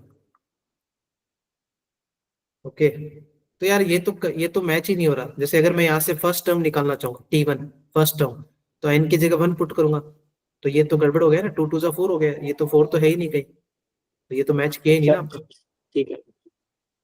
मतलब मेरा बताने का पॉइंट क्या है, जब भी आपको प्लस प्लस प्लस करके कुछ टर्म आते हैं ना, कुछ भी एक पैटर्न आता है, तो फर्स्ट थिंग क्या होता है उसका, बहुत सारे टीचर या बहुत सारे बच्चे टीआर बोल दो या टीएन बोल दो, एक ही बात है, या उसका जनरल टर्म सोचा करो। कुल मिला के स्टोरी बताओ, जनरल टर्म अगर सोचोगे, अब जनरल टर्म सोचने के तरीके होते हैं, जैसे आपने एक सोचा, एक हर्षिता ने बताया, एक मैं भी तन्वी ने बताया होगा, माइट भी ना। तो बच्चे क्या करते हैं, सिर्फ पहले टर्म के बेसिस पे जज कर लेते हैं। यार जो आप जनरल टर्म सोच रहे हो ना, वो एक फॉर्मूला है जिसमें अगर मैं n की जगह वैल्यू पुट करूं तो हमारे सारे के सारे टर्म मैचअप होनी चाहिए, मैच करनी चाहिए उससे। मतलब अगर मैं फर्स्ट टर्म निकालूं तो वो इट शुड बी 1/2, अगर मैं सेकंड टर्म फाइंड आउट करूं तो it should be 1/6, third term find out करूं तो 1/12 बनना चाहिए। ये बहुत सारी गलतियां होती है कि पहले 2 मैच हो जाते हैं, थर्ड वाला मैच ही नहीं हुआ, क्योंकि हमने बनाई ऐसे दिया, समझ गए? तो वो मिस्टेक नहीं करनी। अब आपको रेक्टिफाई कैसे करना था, देखो इस पैटर्न को, जैसे किसी ने बोला भी था इससे मेरे को ऐसा दिख रहा है, पहला 1/2 था, ठीक है, 1/6 था, तो मेरे को 2 into 3 दिख रहा था, राइट, 2 into 3 मान लो। फिर नेक्स्ट वाला जो था 12, ठीक है, तो 12 वाला कैसे दिख रहा है, 3 into 4 दिख रहा है क्या ऐसा, समझ गए? 3 into 4, अरे 6 into 2 भी लिख सकते हो, बट उससे फिर सोचना भी पड़ेगा आपको कि क्या हम जितना ज्यादा हो सके ना ऐसे करो। तो अब देखोगे तो यार इसको अगर मैं पहले वाले को 2 को ऐसे लिख दूं 1 into 2, यस सर। मतलब ये 1 into 2, फिर 2 into 3, फिर 3 into 4, तो कुछ तो ऐसे कॉन्जुगेटिव चल रहा है। देखो अगला वाला देखो 1/20 को क्या लिखूंगा, 4 into 5 नहीं लिखूंगा। Yes sir. तो कुछ ऐसा पैटर्न अपने को बनाना है, पैटर्न बनाना है, तो ऐसा पैटर्न बनाओ जो कंटिन्यूसली स्टार्टिंग से लेके एंड तक फॉलो भी कर रहा है, समझ गए? अब आप सोचो अब इसको जनरल कैसे बनाओगे, जनरल कैसे बना था, जब भी दो कॉन्जिक्यूटिव टर्म्स मिले ना तो उसमें पहले नंबर को देखा करो, फर्स्ट नंबर को, पैटर्न को। जैसे यहाँ देखना था 1, फिर देखना था 2, समझ गए? मैं तुम्हें दिखाता हूँ, फिर देखना था 3, फिर देखना था 4। अब इसको सोचो 1 2 3 4 5 6, क्या इसको लिखते हैं हम जनरल में, क्या लिखूं मैं, जनरलाइज करूँ तो n लिख दूं क्या? Yes sir. n+1। हाँ, एक सेकंड n लिख दूं, n का मतलब वही होता है ना, अगर मैं 1 रखूंगा तो 1, 2 रखूंगा तो 2, 3 रखूंगा 3, 4 रखूंगा तो 4। क्या ये पैटर्न फॉलो कर रहा है? Yes sir. अब तुम सोचो कि ये डिफरेंस देखा करो, ये डिफरेंस देखा करो, डिफरेंस कितने का डिफरेंस चल रहा है, डिफरेंस 1 का। 1 का चल रहा है, तो इसी n में तुम एक डिफरेंस ऐड कर दो, तो नेक्स्ट टर्म क्या बन जाएगा, n+1। +1। समझ में आया? तो ये पैटर्न क्या बना, 1/n into n+1 बना। समझ में आया जनरल टर्म कैसे निकाला? अगर मान लो मैंने ऐसे चेंज कर लिया होता, सोचना, हाँ थोड़ा चेंज करता हूँ, इसको देख के जनरल टर्म बताओ, ऐसे ऐसे मतलब पैटर्न बन रहा है, ज्यादा नहीं लिखूंगा, 2 बहुत है समझने के लिए। अगर मेरे को यहाँ से जनरल टर्म लिखना होता तो क्या लिखूं? and क्या बता रहे हो आयुष, फिर से बताओ। 1/n into n+2। अच्छा, उससे सारे आंसर मैच कर रहे हैं क्या? 2 ही लिखे तो 2 मैच करिए। अच्छा, दोनों मैच कर रहे हैं, कैसे मैच किए बताना। 1 क्या बताया? Sir, 1/n+3 sir into 1/2n+1 n+5. Into में 1/2n+3। ओके, वरुण कुछ बोल रहे हो आप? सर यही वाला था। अच्छा, क्या बताया? 1/, सर 2n+1 1/2n+1 इंटू में 1/2n+3, 2n+3। ओके, अब चेक करो यार आयुष, इसमें वैल्यू रखो। Yes sir. वो तो मैच नहीं कर रहा था शायद, आप वाला तो बिल्कुल नहीं मैच कर रहा था यार। मैं देखो लॉजिक क्या बता रहा हूँ, तुम देखो ध्यान से सुनो, लॉजिक सुनो। पहले कौन है? 3, फिर कौन है? 5। तो ऑफकोर्स मैं नेक्स्ट वाला ऐसे लिखता, 7 into 9, ये पैटर्न ही लिखता। मैंने जानबूझ के नहीं लिखा, मैंने कहा सारे क्या लिखना है समझ में आना चाहिए। तो चलो 3 5 7, ये एक पैटर्न है, 3 5 7। पहले था 1 2 3 4 5, तो उसको n बोलते हैं। अब तुम यार दिमाग में सोचो, 3 5 7 9 डॉट डॉट डॉट डॉट करके, इसका मैं जनरल टर्म क्या सोचूंगा? 2 चीजें हैं, या तो तुम एपी का पैटर्न लगा दो, मैं तुम्हें बताता हूँ तरीका, या तो एपी का पैटर्न, एपी है क्या? Yes, एपी है sir. क्या? Yes sir.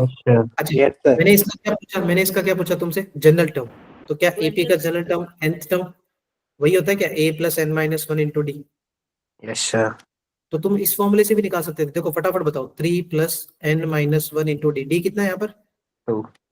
2। रखो इसको, 3+2n-2, तो कुल मिला के स्टोरी 2n+1 आई क्या? Yes sir. नहीं, तो मतलब ये जो 3 5 7 9, इसको क्या बोलते हैं जनरल टर्म में? 2n+1 बोलते हैं। फिर मैंने इसके बाद तरीका क्या बताया, तुम डिफरेंस देखो, डिफरेंस कितने का डिफरेंस था? 2 का। 2 का। 2 ऐड कर दो, 2n+1 में 2 ऐड करोगे तो 2n+3 नहीं बनेगा? Yes sir. वही तो उन्होंने बताया, हर्षिता ने भी यही बताया। और 1/, क्यों बताया? क्योंकि पैटर्न ऐसे ही लाई कर रहा है। मतलब अरे ऐसे रट्टा मत मारो कि 2 ही ऐड हो गए, मतलब कितने भी ऐड हो। अगर मैंने बोला था 5 ऐड हो रहे, तो 2n+1 पहला टर्म, दूसरा बनता 2n+6 बन जाता। अगर 5 ऐड हो रहे तो वो तो एक बेसिक चीज है यार। समझ में आया मैंने क्या बोला? क्लियर है भाई? याद रह जाएगा सबको? yes sir, चलो ये Yes, पैटर्न sir. याद रखना है, ठीक है ना? ये पैटर्न काम का है। ऐसे 2 फैक्टर भी निकल सकते हैं, 3 भी निकल सकते हैं, 4 भी निकल सकते हैं, ठीक है ना? डिफरेंट डिफरेंट स्टोरीज है। अब तुम यहाँ से देखो, क्वेश्चन पे जाते हैं वापस से, बैक टू द क्वेश्चन ना। तो जनरल टर्म समझ में आया क्या लिखा था उसका? 1/n/n+1, ठीक है। अब वही स्टोरी है, n कहाँ से कहाँ तक है? 1 से लेके n तक है। उसने बोला ना अप टू n टर्म्स है, Sn। तो क्या वही आगे की स्टोरी? अच्छा सिग्मा लगा दे या फिर कैसे करेंगे? डिनोमिनेटर में 2 फैक्टर आ गए, स्प्लिटिंग कर दे? yes sir, yes sir. हाँ, स्प्लिटिंग कैसे करोगे बताओ? 1 one N upon upon plus n one into- minus N. 1 upon n+1, पहले पहले सोचो, 2 फैक्टर है, इसमें से छोटा फैक्टर कौन है? मैंने क्या बताया तरीका? 1 अपॉन छोटा फैक्टर माइनस 1 अपॉन बड़ा बड़ा फैक्टर फैक्टर। तो छोटा फैक्टर कौन है? n है या n+1 है? n, n। फिर -1 अपॉन बड़ा फैक्टर, वो कौन है? n+1, plus. क्या ये समझ में आया यहाँ तक? yes sir, फिर दूसरा तरीका मैंने क्या बताया? जब भी आप स्प्लिटिंग करो तो मेक श्योर आपको क्या चेक कर लेना है? क्या चेक कर लेना है? Balance. बैलेंस चेक कर लेना है। तो एक बार क्रॉस मल्टीप्लाई करके देखो, हवा में देख लो ऐसे, n+1 में से n गया तो क्या बनेगा? 1/n/n+1। इट इज ऑल, मतलब सब सही है ना? yes sir, सही है जब सर. सब सही है फटाफट से n = 1 2 ऐसे पुट करना स्टार्ट कर दो। अच्छा पहले 1 पुट करोगे तो क्या बनेगा? 1 - 1/2। 2 पुट करोगे तो क्या बनेगा? 1/2 -1/3। ऐसे ही लास्ट में डॉट डॉट करके n पुट करोगे तो 1/n -1/n+1। अच्छा बताना कैसे कट रहा है डायगनली? कट गया क्या डायगनली? ये इससे कटा, yes sir, ये इससे कट जाएगा। तो अगर यहाँ पर फर्स्ट बच रहा है तो वहां पर कौन बचेगा? last, last. तो कुल मिला के ऐसे ना आ गया क्या? 1 - 1/n+1। और यू कैन से क्रॉस मल्टीप्लाई करोगे तो क्या बनेगा रिजल्ट? n/n+1। क्या यहाँ तक डाउट है किसी को? सर एक बार no sir, डायगनली जो आपने कट करा वो एक्सप्लेन कर देना. डायगनली देख, ये स्प्लिटिंग कैसे किया है ये समझ में आया? ये वाला स्टेप हाँ सर ये आ गया. देखो मैं यहाँ दिखाता हूँ। जो हमने स्प्लिट कैसे किया, सिग्मा ठीक था हमारा, n = 1 से लेके n तक था, अप टू n। 1 अपॉन छोटा factor which was n, -1 upon बड़ा फैक्टर n+1। ऐसी स्टोरी थी, ठीक है। अब Yes, ये sir. हमने बैलेंस भी करके देख लिया। हाँ कुछ कह रहे हो? No sir. ठीक है, क्रॉस मल्टीप्लाई करके बैलेंस करके भी देख लिया, एवरीथिंग वाज परफेक्ट, है ना? अब यहाँ पर सिग्मा ओपन करो। मैंने लिखा था ना लास्ट टाइम में, सिग्मा को ओपन करना है।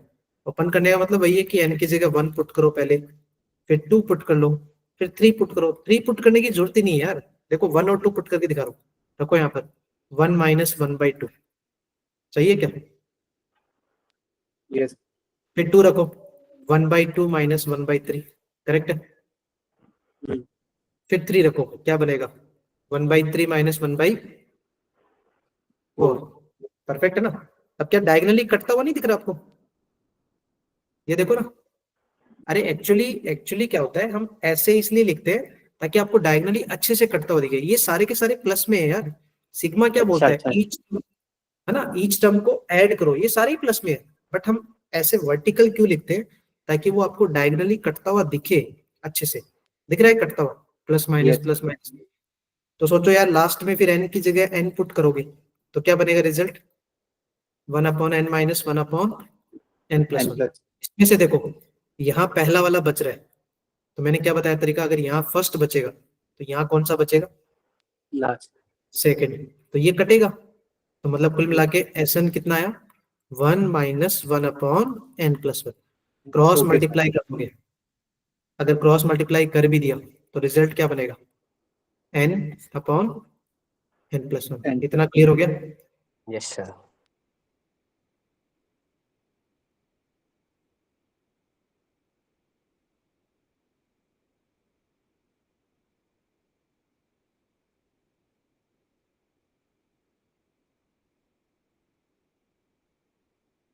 सर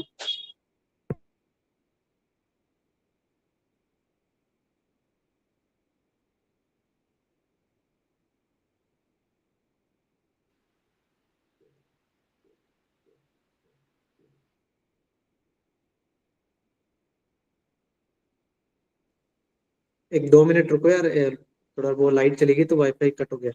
2 मिनट, जाना नहीं है कहीं।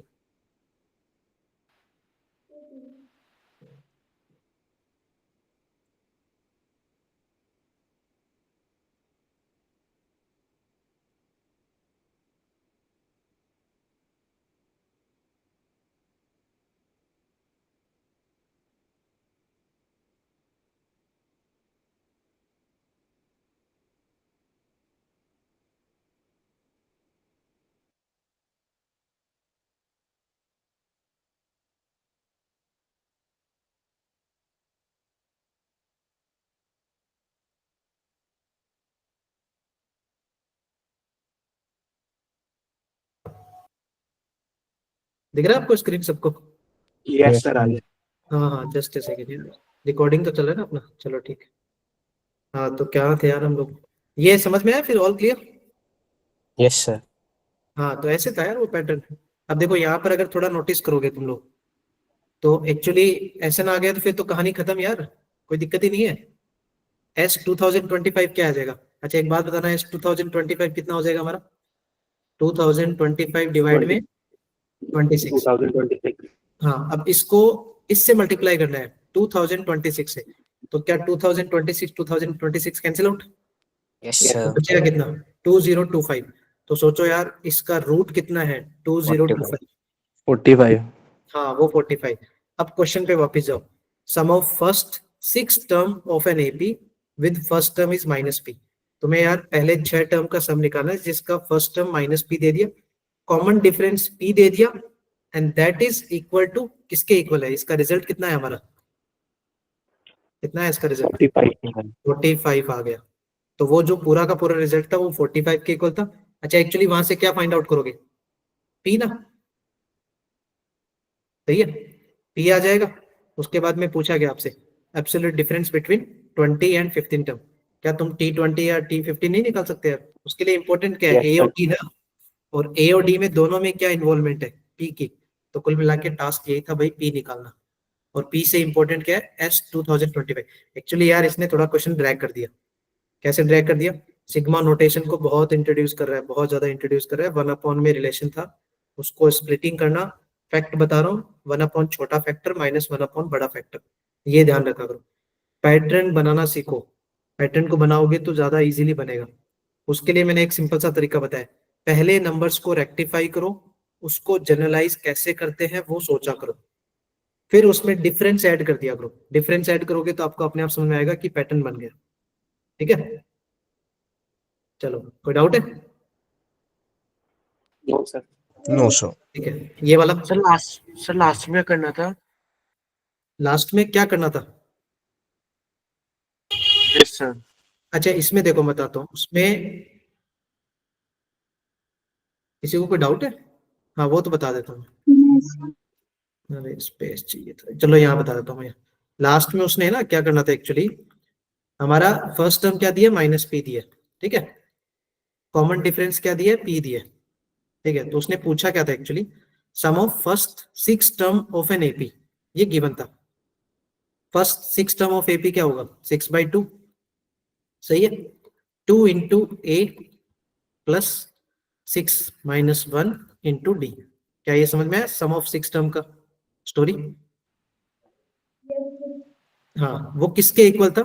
सम of 6 term of an AP is equal to under root of this part, और ये पार्ट हमने ऑलरेडी कैलकुलेट कर लिया विच इज 45। तो इसका जो फर्स्ट 6 टर्म का सम था वो 45 है। समझ में आया? अब यहाँ से आपको फाइंड आउट क्या करना है? पी की वैल्यू फाइंड आउट करनी। क्या निकाल नहीं सकते यहाँ पर इजीली ना? एक सिंपल सा कैलकुलेशन है यार यस सर यस। ना।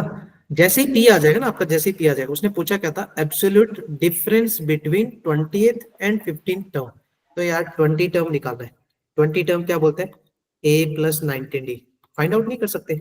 15th term a plus 14d। और आपको पता है दोनों चीज कैसे मिलेगी? जैसे ही पी आ जाएगा ना, फर्स्ट टर्म भी मिल जाएगा, कॉमन डिफरेंस भी मिल जाएगा। फाइंड दोस 20 टर्म्स और 15 टर्म, और दोनों का एब्सोल्यूट का मतलब समझे क्या? दैट मीन्स हो सकता है उनका डिफरेंस नेगेटिव आ जाए, बट आपको मैग्नीट्यूड वाइज बताना है। समझ में आया? ओके सर समझ आ गया सर। हाँ बस वही था। चलो फटाफट से ये देख लो यार, क्या स्टोरी है इसकी। First term of an AP is 3। देखो फर्स्ट टर्म आपको 3 दिया, सही है। Sum of its first 4 terms is equal to 1/5 of the sum of the next 4 term. देखो ये कंडीशन इंपॉर्टेंट है। उसने बोला क्या है, पहले 4 टर्म का सम, क्या मैं S4 बोल दूं? Yes, sir. किसके इक्वल है? 1/5 ऑफ किसका? सम ऑफ द नेक्स्ट 4 टर्म। अच्छा यार, नेक्स्ट 4 टर्म का मतलब वही हो गया क्या? S5, S6, S7, S8। Yes, Yes, sir. sir. या ऐसे बोलो T5 plus T6 plus T7 plus T8, कौन सा सही है? और T वाला। T वाला ना भाई, T वाला टर्म की बात की। देखो T1, T2, T3, T4, T8, उसने बोला है पहले 4 टर्म का सम, जिसको हमने बोल दिया S4, ठीक है। वो किसके इक्वल है? 1/5 ऑफ नेक्स्ट 4 टर्म। तो T5 से T8 तक का सम है ना, उसका 1/5 हिस्सा है। तो क्या मैं रिलेशन ऐसे बना दूं, S8 माइनस S4? क्या ये रिजल्ट यही मिलेगा क्या हमें? Yes, sir.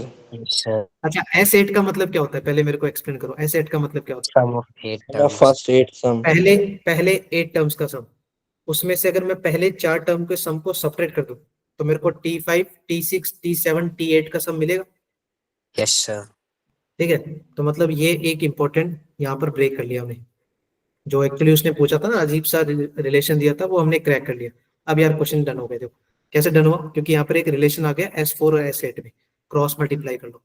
5 times S4 is equal to S8 minus S4। तो क्या यहाँ से S4 इज इक्वल टू कुछ लिख दूं क्या? बताओ तो लेफ्ट राइट करके। कितना लिखूं? S8 पर 6। S8 पर 6। S8/6। क्या यहाँ तक क्लियर हो गया इतना? Yes, sir. अब देखो उसने पूछा क्या आपसे, एपी दे दिया, फर्स्ट टर्म उसने 3 दिया, कोई दिक्कत नहीं। Then the sum of the first 20 term is, पहली 20 टर्म्स का सम निकालना है। अब देखो रिलेशन तुम्हें पता है, एक तो उसने 3 दिया है, तो बस एक टास्क है डी निकालने का। वो कैसे मिलेगा? इस रिलेशन से। देखो S4 का मतलब यही है क्या, 4/2 2A प्लस 3 इंटू डी, चलेगा? Yes, sir. और S8 का क्या मतलब है? 8/2 2A plus 7 into D, am I right? Yes, sir. Divide में क्या है? डिवाइड में क्या है? 6। अब देखो यहाँ पर क्या ऑलरेडी उसने गिवन था क्या? A was given. चलो A इज इक्वल टू 3 मैं यूज कर रहा हूँ, तो मेरे को फटाफट आप कैलकुलेशन करके बताओ D क्या आ रहा है यहाँ से। फटाफट बताओ A इज इक्वल टू 3 पे D क्या है, क्योंकि A और D आ जाएगा तो फिर तो कहानी खत्म। बताओ।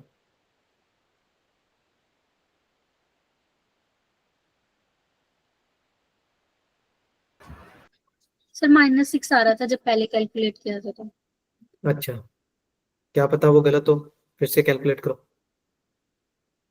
पहले कैलकुलेट किया था कितने दिन पहले? कल ही तो भेजा है मैंने रात को। फिर से कैलकुलेट कर लो, एक छोटा सा कैलकुलेशन ही था। सर -6 ही आ रहा है। -6 आ रहा है। कैलकुलेशन तो देखो करते रहो, जितना करोगे उतना अच्छा है, अच्छी तरह ना। Yes, sir. -6 sir. ठीक है, तो पक्का -6 लिख दो फिर आपके भरोसे। सही है, अर्षिता यही है फिर से। सर डी नेगेटिव आ सकता है ना? हाँ हाँ, common difference can be positive, common difference can be negative, common difference can be 0, तीनों भी आ सकते हैं, ठीक है। बट जो कॉमन रेशियो होता है ना, ratio that can be positive और नेगेटिव, कैन कांट बी 0 ना, वो 0 नहीं होता, ठीक है। ये A और D आ गया भाई, पक्का सही है, सबका यही आ रहा है, Yes, sir. यही आ रहा है। ठीक है। अर्षिता मैच हो गया, आपका भी D वही आ रहा है सेम, ठीक है। तो सम ऑफ फर्स्ट 20 टर्म, अच्छा फर्स्ट 20 टर्म्स का तो वैल्यू नहीं निकाल सकते S20, क्या आ जाएगा रिजल्ट? 20/2 2A, A मतलब इंटू में 3 प्लस n-1 19 इंटू डी, ये लो आपका आंसर। क्या ये रिजल्ट कैलकुलेट नहीं हो जाएगा? सही है, Okay, sir. Yes, आगे sir. बढ़े, ठीक है। Yes, sir. चलो ये वाला question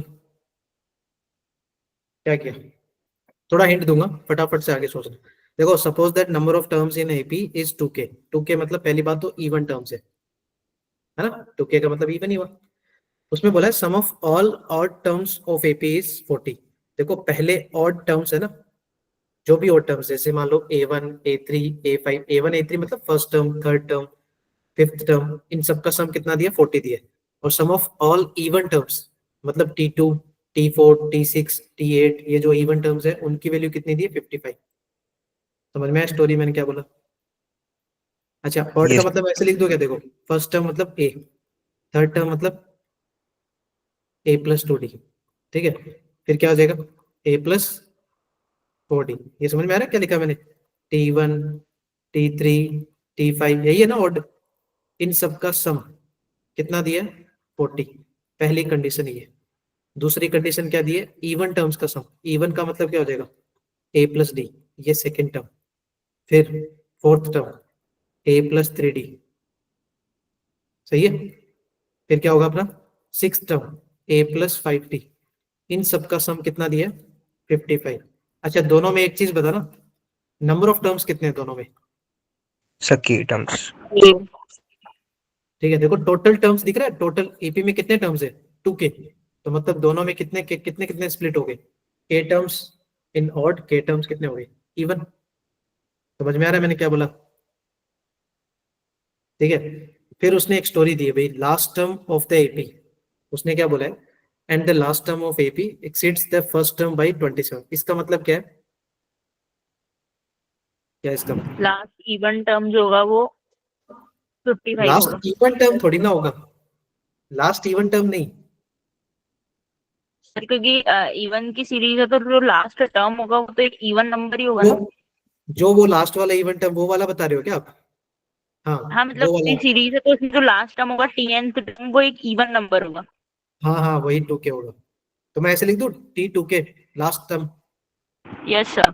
minus first term is equal to 27। क्या ऐसा बोलते हैं हम? Yes, sir. हाँ, मतलब कुल मैं मिला तो के वही हुआ ना। एक्सीड बोला है ना। क्या कह रहे हो? नहीं कुछ नहीं, सही है। सही है ना, एक्सीड्स द फर्स्ट टर्म मतलब क्या हो गया, दोनों का डिफरेंस 27 ना। Yes sir. ठीक है, ये तीसरा रिलेशन। आपको K फाइंड आउट करना था यार। ठीक है, कोई टफ काम नहीं था, K फाइंड आउट हो जाता। समझ गए, 3 रिलेशन है, 3 स्टोरी है। चलो ये सर वाला। वो हाँ, बोलिए इसी बोलिए। क्वेश्चन में वो वाला जो फॉर्मूला होता है सम का A+L वाला, तो उसमें इवन टर्म्स का सम दे रखा है, तो वो जो L है उसको अपन लिख सकते हैं ना, ये बिल्कुल। 27 + T1 एक क्या लिख वेरिएबल में सकते? इक्वेशन आ जाएगी। नहीं वो A+L होगा ना, हाँ हाँ, तो उसमें जो L है उसको अपन 27 + T1 लिख सकते हैं ना। 27 कहाँ है लेकिन? ये हमने बोला ना T2 के 27 + T1 है, तो जो सम ऑफ इवन टर्म्स की जो सीरीज बनेगी उसका जो लास्ट टर्म होगा हाँ वो यही होगा ना T2 के। हाँ, वो लास्ट टर्म T2K होगा। इसका यहाँ वाला बोल रहे हो ना T2K यहाँ पर? हाँ हाँ, तो ये वाला यूज कर सकते हैं ना अपन। हाँ, यूज कर सकते हो, first term plus last term वाला सम तो वाला। इससे हमने वो जो इक्वेशन A1 इजी पड़ता है AP क्योंकि है, T1 A है ना। अरे एक सेकेंड, एक एक करके बोलो। हाँ, सो ये जो इवन एपी है इसमें जो दो कंडीशन दे रखी है, जैसे sum of odd and even is equal to 40 and 55, इसमें के डिवाइड हो गया ना नंबर ऑफ टर्म्स। हाँ, तो K डिवाइड कर दिया ना हमने। ठीक है। दोनों में नंबर ऑफ टर्म्स की बात करेंगे ना, काउंटिंग की बात करेंगे, तो इसमें भी K टर्म्स है और इसमें भी K टर्म है। जब आप फॉर्मूला लगाओगे ना, वो वाला n/2 वाला फॉर्मूला, अगर कोई लगा रहा है A+L भी लगा रहा है, तो n मतलब नंबर ऑफ टर्म्स, तो वो नंबर ऑफ टर्म्स आपको K ही यूज करने हैं दोनों में। ठीक है। Yes sir. हाँ, ये वाला किया क्या आपने, जीपी इंक्रीजिंग है। देखो यार, इसमें दो कंडीशन, दो अननोन वाली स्टोरी थी यार। A1 A2 A3 कैसा है, जीपी है। तो जब भी जीपी है इसका मतलब ऐसे मान ले क्या, फर्स्ट टर्म AR स्क्वायर कर सकते हैं अपन, जीपी चलेगा। यस अच्छा, सर। एक कंडीशन क्या दी है, A1 A5 is 28, A1 A5 is 28। इसका मतलब मैं ऐसे बोल दूं क्या, A1 का मतलब A और A5 का मतलब AR⁴। क्या इसको 28 बोल दूं, चलेगा? Yes sir. कंडीशन क्या आ गई, A square R to the power 4 is equal to 28। एक रिलेशन हमें कुल मिला के ये बन गया, ठीक है। अच्छा, अब दूसरा कंडीशन कहाँ से बना ये बताओ, A2 प्लस A4। A2 का मतलब AR क्या, यस सर। और A4 का मतलब A3। AR। तो इसका वैल्यू कितना है 29। अब देखो यहाँ से, अब देखो दो रिलेशन है, आपको A और R निकालना था। तो एक तरीका तो ऐसे कर लो यार, यहाँ से मेरे को A R अगर कॉमन दिख रहा है तो मैं 1 प्लस आर स्क्वायर लिख सकता हूँ। यस। भाई A भी कॉमन ले लिया, R भी कॉमन ले लिया, तो 1 plus R square equal to 29। एक रिलेशन ये बन गया और एक रिलेशन ये। कैसे ब्रदर, कैसे सॉल्व करोगे? सर सर ए वाले का square and square R square का पावर 4 को वो स्क्वायर कॉमन ले लेंगे, उसके अंदर फिर सब्स्टिट्यूट कर देंगे आर स्क्वायर या फिर ए को। ठीक है, और कोई कुछ बोल रहे हैं? सर मैं कह रही थी कि स्क्वायर कर देंगे सेकंड वाले को और देन डिवाइड कर देंगे, ठीक है, फिर इक्वेशन आ जाएगी और उससे आर सॉल्व कर लेंगे। हाँ दोनों चीज एक ही है। वो सब्स्टिट्यूशन वाला तरीका भी वही बोलता है, ये वाला तरीका भी वही है, क्योंकि कुछ बच्चे देखो ऐसे हो लेते हैं कि ये ए स्क्वायर है, तो यार ए स्क्वायर का जुगाड़ कैसे मिलेगा, यहाँ पर बोथ साइड स्क्वायरिंग कर देते हैं। ठीक है, आप यही बोल रहे हो स्क्वायरिंग कर दो, डिवाइड कर दो। वो जो बोल रही है मनप्रीत वही बोल रही है कि यहाँ से ए निकाल के वहां सब्स्टिट्यूट कर दो। कुल मिला के बेसिकली ये है कि दो कंडीशन है ए एंड आर, राइट। तो आपको किसी एक को एलिमिनेट करना है, फिर दूसरा फाइंड आउट करना है। हर्षवर्धन क्या बोल रहे हो आप? सर मैं कहता टर्म्स को भी तो हम ऐसे मान सकते हैं A by R square, A by R, A R, A R square ऐसे। बट पता है वो तब मानते हैं जब यार कैलकुलेशन थोड़ी सी आसान होती है। जैसे मतलब वहां पर कॉन्जिगेटिव टर्म्स, जैसे यहाँ पर A5, आपको A5 तक सोचना पड़ेगा। कॉन्जिगेटिव टर्म्स है ना, अगर उसमें ऐसे दिया होता, मान लो कि 3 टर्म्स जीपी में दिए और उनका कुछ प्रोडक्ट वगैरह कुछ दे दिया है, तो इन दैट केस वो कैलकुलेशन थोड़ी आसान होती है। समझ गए? वो जो आप कंसेप्ट लगा रहे हो ना कि 3 नंबर एज्यूम करना, 5 नंबर जीपी में एज्यूम करना, वो तब फायदेमंद होता है जब आप कुछ ऐसे कंडीशन दे दें, product of those numbers is something. तो वहां पर एडवांटेज होता है कि वहां पर डायरेक्टली ए मिल जाता है, राइट। देखिए ना ऐसा यस क्वेश्चन। सर। हाँ, फिर वो जब एक कंडीशन सॉल्व हो जाती है, ए मिल जाता है, तो दूसरी कंडीशन से आर निकालना इजी हो जाता है। तो इस सिचुएशन में तुम ये मानोगे तो ज्यादा सही रहेगा, कोई दिक्कत नहीं होगी। अब तो इसके बाद तो कर लोगे स्क्वायरिंग एंड डिवाइड, जैसे भी आपको अच्छा लगे, या फिर सब्स्टिट्यूशन लगाओ। दो कंडीशन, दो अननोन, सम हाउ आपको टारगेट करना है ए एंड आर। जैसे ही मिल जाएगा A6 का मतलब कैसे फाइंड आउट करोगे, AR to the power 5, right.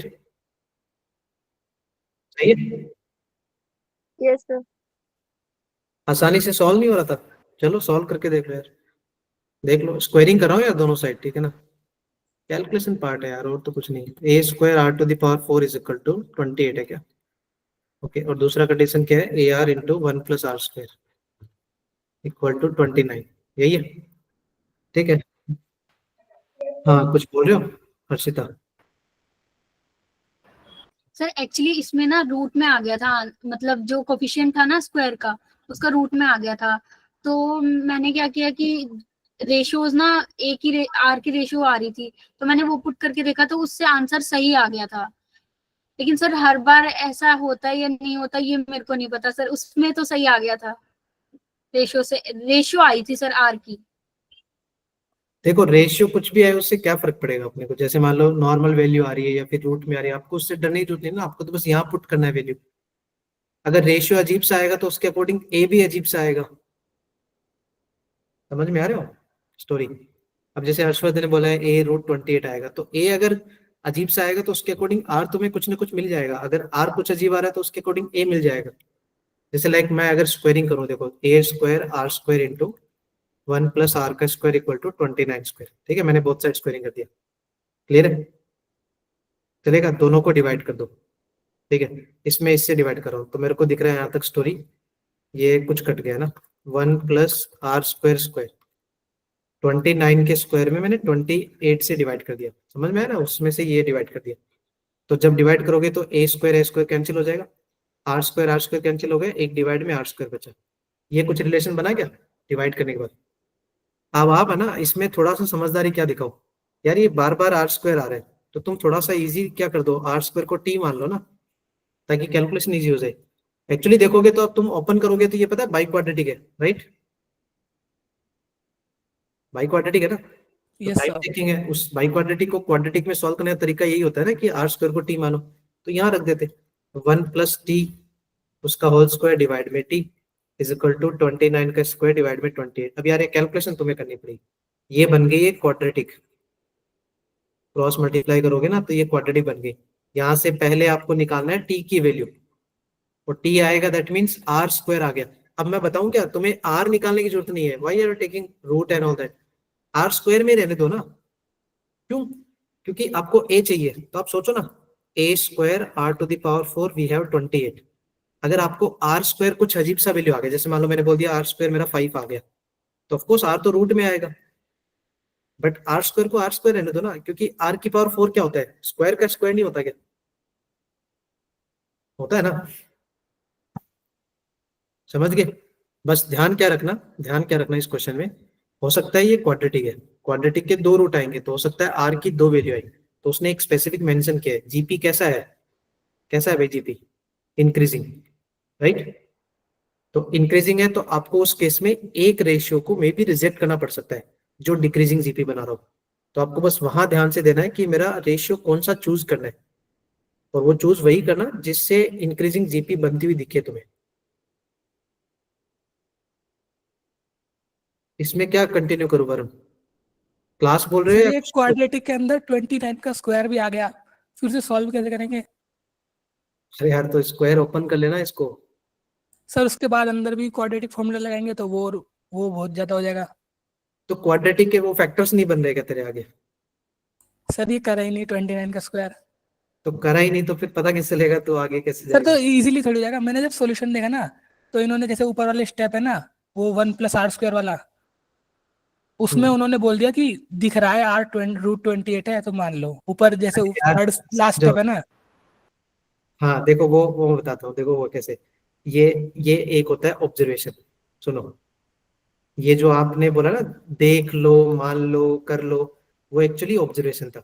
देख कैसे, डिनोमिनेटर को डिनोमिनेटर से ऑब्जर्व किया, ठीक है, न्यूमरेटर को न्यूमरेटर से ऑब्जर्व किया। अब तो देख आर स्क्वायर अगर 28 है तो ये न्यूमरेटर मैच होता दिख रहा है मेरे को, 28 + 1 29 का यस स्क्वायर। सर वो तो समझ गया मैं, बट सर क्वाड्रेटिक के अंदर ऐसे एज्यूम करना बेकार है ना, क्योंकि 2 आंसर आते हैं, एक मिस हो जाए फालतू में, या फिर वो ये वाला r नेगेटिव हो, ऐसे भी तो हो सकता है, इसलिए मैंने करा नहीं ऐसे ऑब्जर्वेशन वगैरह क्वाड्रेटिक में। देख क्या लिखा है मैंने, आंखों का कमाल ना, कमाल यही है भाई। देख अगर वो दिख रहा है तेरे को कि एनालाइज कर सकता है, ऑब्जर्व कर सकता है कि वो हो गया, ठीक है, तो ठीक है। अगर नहीं लग रहा तो फिर तेरे को ओपन भी करना पड़ेगा, कई बार कैलकुलेशन ओपन करके भी बन जाती है, ऐसा दिक्कत नहीं है। और हर्षवर्धन ने कुछ माना है यार, कह रहा है सर मान के कर लो, उससे भी हो जाता है। सर तो मैंने ये भी करा था, उससे भी मतलब कॉम्प्लिकेटेड तो बहुत है ये, हो रहा है ये ऐसे। और सर क्वाड्रेटिक के अंदर 29 का स्क्वायर एक टर्म में आ रहा है, फिर उसके बाद अगर क्वाड्रेटिक फॉर्मूला लगाऊंगा तो वो बहुत ज्यादा ही कॉम्प्लिकेटेड हो जाएगा। ये तो मेरी समझे शिफ्ट नहीं में भी ना, आया था, मैंने वहां 4 बार करा। इसीलिए तो जेई में क्वेश्चंस मैथ्स के कैसे आ रहे हैं, लेंदी आ रहे हैं ना, कैलकुलेशन को लेंदी कर रहा है। हालांकि इस क्वेश्चन में ऐसा नहीं है कि आप जितने बच्चे बैठे हो आपसे बनेगा नहीं, ऑफ कोर्स बन जाएगा, बट ये टाइम टेकिंग प्रोसेस है। अब देखिए यहाँ पर कमाल नहीं देखता ना होगा, तो हो सकता है तो वो क्वाड्रेटिक में फंसे रहे, हो सकता है तुम में से बहुत सारे बच्चे यार ओपन करने के बाद ऐसी खतरनाक क्वाड्रेटिक है जिसके फैक्टर ही नहीं दिमाग में आ रहे, और कैलकुलेशन वाला मेथड लगाएंगे नहीं। बहुत सारे बच्चे मेरे को पता है फॉर्मूला मेथड सबको आता है, आई एम श्योर ऐसा कोई बच्चा नहीं होगा जिसको फॉर्मूला मेथड नहीं आता होगा, बट वो नहीं लगाएंगे। क्यों नहीं लगाएंगे? क्योंकि भाई फॉर्मूला मेथड में कैलकुलेशन टफ है। किसकी? ये अंडर वाले की। अब ये कैलकुलेशन में बच्चे फंसे रह जाते हैं तो दिक्कत हो जाती है, ये भी तो एक टाइम टेकिंग प्रोसेस है। तो इसीलिए तो एग्जाम में क्वेश्चन, मैथ्स में क्वेश्चन ऐसे नहीं आ रहे कि बच्चों से बनते नहीं है, क्वेश्चन ऐसे आ रहे हैं जो लेंथी है ताकि वो बच्चों का टाइम खराब करे। तो चूज ही बनना पड़ेगा यार मैथ्स में, मैं बता रहा हूँ यार, आप लोग है ना, मैं बताऊँ, बाइनोमियल पकड़ लेना एग्जाम में, ठीक है, मैट्रिसेस डिटर्मिनेंट पकड़ लेना, जाते ही गोली मार देना उसको। डिटर्मिनेंट और एडजॉइंट की प्रॉपर्टी के बेसिस का क्वेश्चन बनता है, ठीक है। फिर वेक्टर 3D वाला पकड़ लेना, समझ गए, लिमिट का क्वेश्चन पकड़ लेना, समझ में आ रहा है स्टोरी।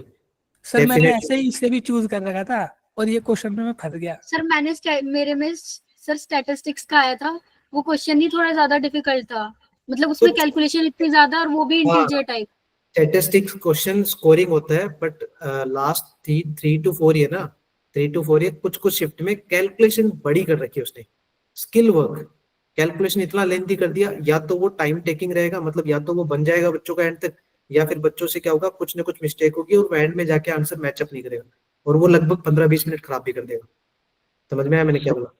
खराब तो भी हो जाता, क्वेश्चन भी छूट जाता वो। यस सर, हाँ। मेरे साथ भी ऐसा ही हुआ था, बहुत तो टाइम सर उसी में स्टैटिस्टिक्स चला को ना, गया एक स्टैटिस्टिक्स को रखो। स्टैटिस्टिक्स के अगर डेटा छोटे हैं तो गो फॉर इट, डेटा बड़े हैं कॉम्प्लिकेट कैलकुलेशन बन सकती है, तो डोंट वेस्ट योर टाइम। आप ऐसे मत सोचो कि यार मेरे को सर आता था मैं ऐसे छोड़ दूंगा, यार उतने टाइम में किसी और सब्जेक्ट को दो यार, एरिया अंडर द कर्व का अटेम्प्ट कर लो, डिफरेंशियल इक्वेशन अटेम्प्ट कर लो। सर ये भी तो बात है, देखने से पता नहीं लगता सर, जब क्वेश्चन के अंदर थोड़ा एंटर करो आगे जाओ तब पता लगता है इतना। Yes sir. स्टैटिस्टिक्स में कैसे देखने को पता नहीं चलेगा? डेटा डेटा दिखते हैं उसमें। अब डेटा ही ऐसे बड़े बड़े डेटा दे रखे हैं और उसने मान लो दो दो ऑब्जर्वेशन को ड्रैग कर रखा है कि एक ऑब्जर्वेशन से ये कर दिया, दूसरे से ये कर दिया, फिर उसका कंबाइन मीन बताओ या कंबाइन स्टैंडर्ड डेविएशन बताओ, तो डेटा तो समझ में आता है ना कैसे है। और लग रहा है कि मैंने थोड़ा सॉल्व किया, मेरा लगा कि यार अभी ये कॉम्प्लिकेट होता जा रहा है मेरे से, स्किप एंड मूव यार, डोंट वेस्ट टाइम, क्योंकि पता है कि जब कॉम्प्लिकेट हो गया तो मेरे को आगे करने की जरूरत नहीं है उसमें। ठीक है, ज्यादा टाइम खराब करोगे तो मतलब नहीं है यार इसमें। सर वन मोर थिंग, ये एपी वाला तो आसान चैप्टर होता है ना, ये तो मैंने अच्छे से प्रिपेयर करा था, फिर अंदर से आवाज आने लगी कि एपी का क्वेश्चन भी नहीं हो रहा, फिर क्या ही करेगा मैथ में। ऐसे मत सोच यार, मैं क्या कह रहा हूँ, तुम्हें अल्टीमेट ये गोल नहीं होना चाहिए, अल्टीमेट गोल होना चाहिए कि how we can improve our percentile. उसके लिए मेरे को मैथ्स में क्या करना है, फिजिक्स में क्या करना है, केमिस्ट्री में क्या करना है, ये अल्टीमेट गोल होना चाहिए। ये ईगो पे मत लेके चलो यार मेरा इंटीग्रेशन तो बहुत बढ़िया था, आई वॉज वेरी कॉन्फिडेंट, मैंने 1000-1200 क्वेश्चन किए थे, फिर वो क्वेश्चन क्यों नहीं बन रहे। स्किप यार, इतना ईगो पे मत लो, क्योंकि जब आप एनआईटी त्रिची या आईआईटी चले जाओगे तो आपसे थोड़ी पूछा जाएगा कि आपने इंटीग्रेशन के क्वेश्चन किए थे या क्वाड्रेटिक के छोड़ के आए हो। Who will ask you? Nobody भाई, nobody। कोई नहीं पूछने वाला, कोई नहीं पूछने वाला आप कौन से स्टेट से आए हो, कहाँ कौन किस कोचिंग में पढ़े हो, कौन टीचर से पढ़े हो, सेल्फ स्टडी किए नहीं किए, दिन में खाना खाते थे नहीं खाते थे, no one will ask you यार। मैटर क्या करेगा, मैटर क्या करेगा कि भाई वहां पर पहुंच गए, उसके लिए आपको कुछ कुछ चीजों को ना, ईगो को, उनको साइडलाइन होके आपको थोड़ा एग्जाम टाइम में चूजी बनना पड़ेगा। टारगेट उन्हीं क्वेश्चंस को करो जो ऑन द स्पॉट बन जाए, और ट्राई करो 7-8 क्वेश्चन। और जब लगे ना मेरे को कि यार ये क्वेश्चन मेरा इंटरेस्टिंग था, मेरा सब्जेक्ट या इंटरेस्टिंग पोर्शन था, मेरे से नहीं बना, 1-2 मिनट टाइम दिया नहीं बना, आगे ड्रैग हो रहा है चीजों, तो लास्ट मोमेंट के लिए रखो उनको, डोंट वेस्ट टाइम। समझ में आया क्या? सर सर ऐसे भी तो होता है कि कुछ क्वेश्चन, कुछ मतलब कुछ चैप्टर को ऐसे प्रिपेयर करो कि टफ भी बन जाए उसके, तो सर ऐसे ही मैंने कर रखा था। प्रिपेयर करो। अच्छा एक बात बताओ, लिमिट का क्वेश्चन कितना ही टफ आता है? सर वो क्लिक नहीं होता, उसमें भी फंस जाता हूँ मैं। कैसे क्लिक नहीं होता यार? क्लिक कैसे नहीं होता? मैं जिस दिन लिमिट का है मैं तुम्हें है ना स्क्रीनशॉट भेजूंगा। मैं ये क्वेश्चन बहुत सालों से करा रहा हूँ, वो इस साल सर किसी न मेरे किसी से शिफ्ट में। तो सर वो तो सॉल्व भी नहीं हुआ सर सर, मैंने बहुत तो लंबी लिमिट था। के लास्ट में क्वेश्चंस किए भी नहीं थे, और सर वो बस इंफिनिटी वाला आया और वही सही हो गया, वो मैंने 2 मिनट के अंदर अंदर कर दिया था वो वाला। बन जाते हैं। सर Yes, एक बार इनवर्स का वो एक्सपेंशन यूज हो गया था, वो याद ही नहीं था। एक्सपेंशन मैंने बोला था, शायद तुम लोगों को एक बार मैंने। इनवर्स का था वो, टेन इनवर्स का। हाँ तो साइन इनवर्स टेन इनवर्स दोनों याद रखने, sine inverse tan inverse, sine x cos x ten x, 1 + x⁻1/x, खास करके याद रखना, किसी न किसी एक इस बार भी शिफ्ट में आया था, किसी एक में क्वेश्चन बना था। ठीक है, e⁻x वगैरह का तुम टेलर्स मेथड, मैंने एक दिन टेलर्स मेथड ही बताया था सर, जब क्लास लीव पे थे ना, तो मैंने तुम्हारी क्लास में आया था, मैंने टेलर्स Yes, मेथड sir. बताया, डेरिवेशन करना कैसे डेराइव कर सकते हो। तो e⁻x log 1 + x इनको थोड़ा इजीली डेराइव कर सकते हो, बट बहुत सारे ऐसे बड़े बड़े हैं जिनको डेराइव करने में टाइम लगता है। ठीक है, चलो सर अभी एक तो। चीज पूछनी हाँ थी जल्दी पूछो सर, फटाफट। इसमें ना एक्सपोनेंशियल और लॉगरिदमिक वाली एक सीरीज का क्वेश्चन भी था, तो वो आ रही है ना? सॉरी समझा नहीं मैं क्या, 2023 का था किसमें? सर एक्सपोनेंशियल, सर इसी में ही। अच्छा इस वर्कशीट में? यस सर, तो वो देखो आ रही है ना एक्सपोनेंशियल और ये 3 लॉगरिदमिक। कॉन्जिक्यूटिव टर्म्स एपी का कंसेप्ट आ रही है, मतलब समझा नहीं मैं, किस चीज में आ रही है? सर सिलेबस में है ना, यानी कि जेई की लॉगरिदमिक और एक्सपोनेंशियल सीरीज का सम। हाँ उनका तो है ना, एक्सपेंशन में तो है ही वो। सर क्योंकि लास्ट 2 ईयर में नहीं आई जब से सिलेबस कटा है, तो इस वजह से मैंने सोचा कि सर, इसलिए मैंने क्वेश्चन भी नहीं सॉल्व किए थे, लेकिन अभी वर्कशीट्स में देखा तो था। सोचना नहीं है, ये है सिलेबस में है चीजें, ये सब सिलेबस में चीजें है। देखो ये क्वेश्चन भी आसान था, इंक्रीजिंग जीपी है, सम ऑफ सेकंड और सिक्स टर्म दे दिया, प्रोडक्ट दे दिया, इसको निकालो, ये डेटा लिखा करो। इसमें इसमें क्या करना था, क्या किया भाई, इसमें रेशनलाइज किया क्या है, रेशनलाइज कर लो, एम निकाल लो। ये एन निकालने का तरीका मैंने बता दिया ऑलरेडी, 1/, दो फैक्टर से, तो क्या करते हैं 1/, छोटा फैक्टर माइनस 1/, बड़ा फैक्टर, यही तो करना है आपको। इस वाले में क्या किया, देखो ये जब भी ऐसे ऐसे पैटर्न वाले आते हैं, इसमें एक ही फंडा है भाई, nth टर्म सोचा करो, nth टर्म, उसके ही सिग्मा लगाना है। तुम्हें यहाँ से दिख रहा है क्या, कैसा आएगा nth टर्म, इसका अगर मैं जनरल टर्म लिखूं तो n into my n plus 1 whole square. 1 2 3 4 100 तक है, तो n जा रहा है, फिर 2 का स्क्वायर 3 का स्क्वायर, मतलब ये n+1 का होल स्क्वायर है, उसके सिग्मा लगा दो, कितने n 1 से लेके कहां तक गया, 100 तक ना। फिर ऐसे ही Yes, sir. डिनोमिनेटर में क्या है, 1 स्क्वायर इंटू 2, 2 का स्क्वायर। अच्छा डिनोमिनेटर वाला भी वैसे ही चल रहा है, कहां तक, 100 तक। क्या बनेगा वो, n स्क्वायर इंटू n+1 है क्या, देखो 1 Yes, का sir. स्क्वायर 2 का स्क्वायर 3 का स्क्वायर मतलब n स्क्वायर, 1 से 2 2 से 3 3 से 4, तो n+1। अब इसको क्या करना था, सेपरेटली सिग्मा ओपन करते, डिवाइड करते, सॉल्व इट। क्या दिक्कत है इसमें, पहले सेपरेट सॉल्व करना पड़ेगा, सिग्मा है ना सेपरेट। चलो ये वाला तो बना लिया होगा, मोस्ट प्रोबेबली एपीजीपी के क्वेश्चन तो बन जाते हैं यार, इजी रहते थोड़े ना। अभी तो तुम्हारा क्लास का टाइम हो रहा है क्या, स्किप मत करो यार, कोई भी चीज को ऐसे स्किप मत करो कि मतलब ये 2 साल से नहीं पूछा जा रहा तो ऐसे स्किप कर देंगे, स्किप मत करो, ट्राई टू रिकॉल, ठीक है ना। लास्ट मोमेंट में ऐसे नहीं कि छोड़ दिया, कुछ भी चीज को छोड़ो मत, अजम्पशन मत लगाओ। बट एग्जाम टाइम में ये है कि थोड़ा सा स्मार्टली खेलना पड़ेगा, थोड़ा चूजी बनना पड़ेगा, जितना हो सके उतना सेलेक्टिव क्वेश्चंस को करो, और मेक श्योर यार यही करो, 7-8 क्वेश्चन कम से कम लगाने की सोचो, समहाउ अच्छा परसेंटाइल सर बन जो जाएगा। इस वर्कशीट का फर्स्ट क्वेश्चन है, उसकी जो सेकंड स्टेटमेंट है उसको यूज करना नहीं आ पा रहा है। क्या क्या है इसमें, फर्स्ट क्वेश्चन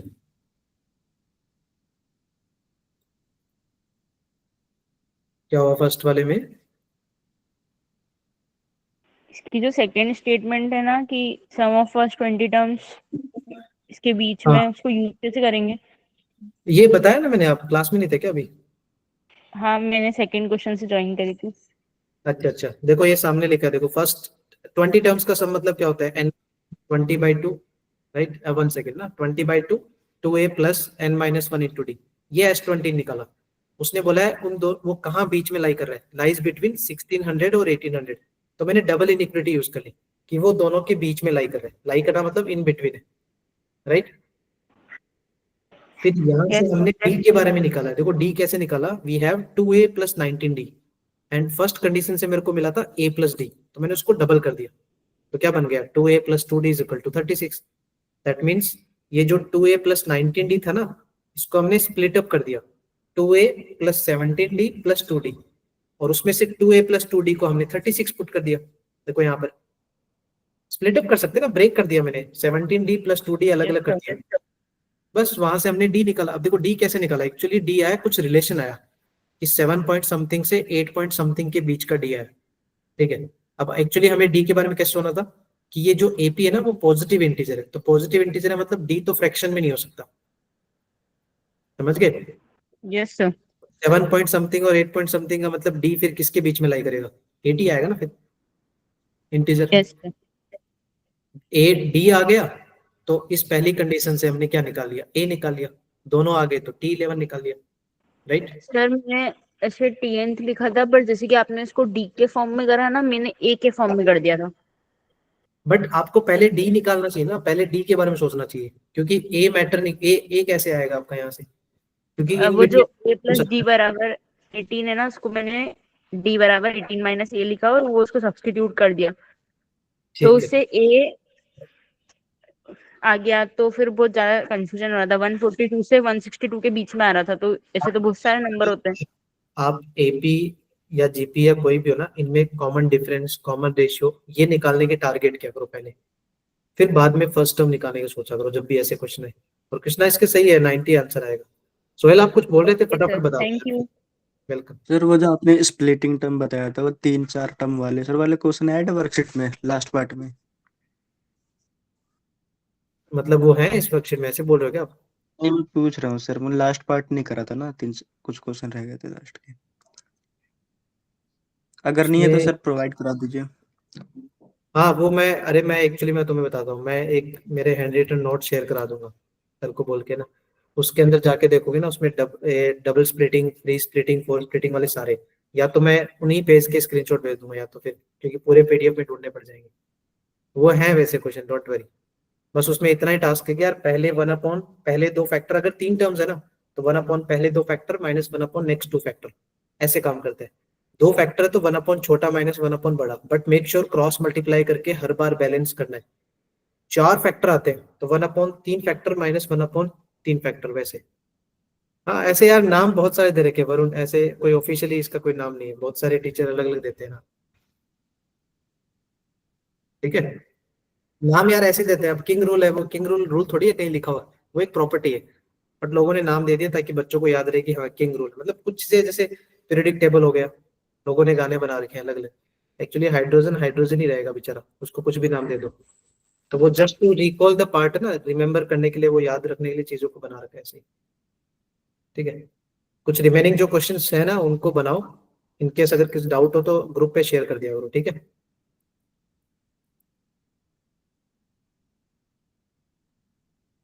चलो ठीक है, बाय बाय, अभी थोड़ा रेस्ट ले लो 5-7 मिनट का, तो तुम्हारी क्लास भी है ना, चलो। Thank you sir. नहीं नहीं प्रगति, Thanks, sir. Bye. Clear question आते हैं, नो नीड, Bye, है ना। sir. हाँ हाँ बाय बाय, सर मिलेंगे सर, जल्दी। वो good evening sigma sir, thank you notation sir. में, एक एक करके बोलो, हाँ गुड इवनिंग बोलिए। सर वो सिग्मा नोटेशन में सिग्मा जो वेरिएबल को अपन करते हैं ना कि के की वैल्यू यहाँ से यहाँ तक है, तो वो हमेशा 1 से ही स्टार्ट करते हैं, उसकी लिमिट की 0 से भी कर सकते हैं? 0 से नहीं होता, फर्स्ट टर्म, मतलब like n is equal to अगर 1 होता है तो वो फर्स्ट टर्म बनता है ना, सिग्मा टी आर या सिग्मा टी एन, मतलब फर्स्ट। हाँ मतलब इसमें जो सिग्मा में ना, मतलब जैसे सिग्मा में तो 0 से स्टार्ट हो सकता है, बट इसमें जो सिग्मा नोटेशन के जो क्वेश्चन बनते हैं वो 1 से स्टार्ट होते हैं, क्योंकि पहला टर्म आता है फिर सेकंड टर्म आता है, 0 टर्म नहीं होता ना कोई। अच्छा, तो जब अपन जनरल टर्म लिखते हैं पूरी सीरीज की, तो उसमें हाँ हमें 1 से स्टार्ट करना है ना? हाँ, बट रिमेम्बर कि ऐसा कोई कंपलसरी नहीं है, अगर वो पैटर्न 2 से स्टार्ट है तो you have to start from 2। हाँ मतलब 0 से नहीं कर सकते? हाँ बट मोस्ट प्रोबब्ली यही रहता है कि वो 1 से स्टार्ट होता है, मोस्ट प्रोबब्ली क्वेश्चन में ऐसे ही रहता है, बट ये है कि एंडिंग पॉइंट कुछ हो सकता है, जैसे किसी में ending point up to n है, किसी में अप टू इन्फिनिटी है, किसी में अप टू 10 टर्म्स है या 20 टर्म्स है या 100 टर्म है, that depends on question. Okay sir. हाँ, और कोई भी किसी का डाउट?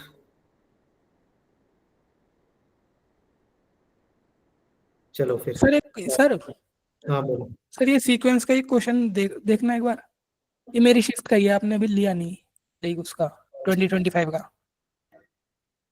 कौन सा? मैंने भेजा है, एक सेकंड देखना, इसमें नहीं है वो, पता नहीं क्यों नहीं है। अच्छा वर्कशीट में नहीं है, आपने भेजा है क्या? हाँ हाँ, इसमें था ही नहीं, होना तो चाहिए, 2025 का है। एक सेकंड एक सेकंड, ये है यार इसमें। अभी मैंने चेक किया, नहीं मिला। अरे रुक यार, है एंड में है, मैंने डाला था ये। अच्छा एंड में है क्या? अच्छा एंड में तो नहीं देखा, मुझे लगा 2024 आ गई तो नहीं होगा। नहीं नहीं, मैंने शायद डाला है इसको, कहीं तो डाला है, मैंने देखा है। नहीं है तो बट इस टाइप के क्वेश्चन बनते हैं यार, मेक श्योर है सर वैसे। मैंने हाँ ये देखा ना, इसे देखा मैंने, इसमें देखो एक तो है इनफाइनाइट सम है, तो मैंने इसे ना लिमिट ऑफ वो समझ लिया, लिमिट ऑफ सम, और मैंने बहुत दिमाग खराब करा इसमें, और फिर हुआ भी नहीं। और सर वैसे आता था सर, अगर ये डिनोमिनेटर में दे तो मैं देना बता इसे। रहा हूँ, आपने जो क्वेश्चन भेजा है ना उसमें ये एक्चुअली सिग्मा टी आर है, ये वो क्वेश्चन है जो अभी थोड़ी देर पहले मैंने एक वाला क्वेश्चन बताया था। यस सर ये आते हैं मुझे, बट मैंने ये समझ के गलत कर दिया, मतलब वो इनफाइनाइट सम में मैं कंफ्यूज हो गया, और वही अप्लाई करता रहा, वो हुआ ही नहीं। नहीं कैसे नहीं, करूँ सर, ऐसी दिक्कत मैं कैसे बता सॉल्व रहा हूँ, करूँ? देख मैं बता रहा हूँ, ऐसे क्वेश्चन मैंने 3-4 साल पहले भी मेरे क्लास में पढ़ाए हैं बच्चों को, ठीक है। ये जो इस टाइप के क्वेश्चंस आते हैं ना जो आप बता रहे हो, उसमें क्या होता है एक्चुअली, सिग्मा टी आर उसने दिया है आपको, ठीक है, और आपसे पूछा क्या है, limit N tending to infinity sum sigma 1 upon T R. अब एक्चुअली सिग्मा टी आर देने का मतलब पता है क्या दे दिया आपको, एस एन दे दिया, समझ गए। और आपसे पूछा क्या है, आपसे पूछा है 1 अपॉन टी आर, समझ में आया, जैसे मैं आपको लिख के दिखाता हूँ सम ब्लैंक। सर ऐसे ही तो है, मैंने भेजा एक और फोटो, एक और भेज। रुको रुको रुको, मैं बताता हूँ आपको। सिग्मा टी आर दिया था, गिवन था क्वेश्चन में, आपसे पूछ लिया ऐसे बड़ा सा stuff, limit N tending to infinity sum sigma लगा दिया और 1 अपॉन टी आर कर दिया। अब आपको पता है एक्चुअली क्या करना था, एक्चुअली आपको सिग्मा टी आर देने का मतलब आपको एस एन दे दिया, तो first you need to find out the T R. और वो टी आर कैसे मिलेगा, जनरल टर्म, तो वो कैसे मिलेगा, जब एस एन दिया होता है ना, तो जनरल टर्म निकालने का एक फॉर्मूला होता है, S N minus S N minus one. Remember यार, ये इंपॉर्टेंट चीज है, ठीक है। ये वाला तरीका लगाना था, पहले टी एन निकाला था, फिर टी एन में एन की जगह आर को रिप्लेस करके आपका टी आर मिल जाता, ये आप इजीली फाइंड आउट कर लेते। फिर उसने जैसे बोला है वैसे मॉडिफाई करो, 1 अपॉन टी आर करो, अफकोर्स आप 1 अपॉन टी आर कर लेते, फिर सिग्मा लगता, तो मतलब डिनोमिनेटर में सम फैक्टर्स आ जाते। फिर उसके बाद में वही तरीका, अगर 2 फैक्टर आते तो 1 अपॉन छोटा माइनस 1 अपॉन बड़ा करना था, 2 फैक्टर नहीं आते, 3 फैक्टर आते, तो 1 अपॉन पहले 2 factor minus 1 upon next 2 factor. और ये लिमिट का काम कुछ भी नहीं है, लिमिट का काम इतना सा था, लास्ट में जब इसको ओपन करते, कहां तक, अप टू एन तक, तो पता ना, एक फर्स्ट में बचेगा एक लास्ट में बचेगा, फिर उसमें बिना सॉल्व किए आप डायरेक्टली एन की जगह इन्फिनिटी पुट करते तो आपको आंसर मिल जाता। समझ में आया क्या बोला मैंने। इंटरेस्टिंग है यार, इंटरेस्टिंग क्वेश्चन है, ठीक है ना ये। अगर तुमसे नहीं बना तो मैं, टाइम मिलेगा ना, मैं सॉल्व करके भेज दूंगा, ये ग्रुप पे ही सर पोस्ट कर। बट ये दोनों देख के ना, मैंने लाइक लिमिट और समेशन देख के मैंने सोचा ये लिमिट ऑफ सब का है। कहाँ भेजे है तूने, एक ही तो भेजा है। नहीं भेजी है एक फोटो। 2 मिनट। ग्रुप एक, ग्रुप कौन से ग्रुप पे भेज दिया, अच्छा नहीं, वरुण मैं आपने, बोल रहा हूँ वरुण को ग्रुप पे भेज दे भाई क्वेश्चन।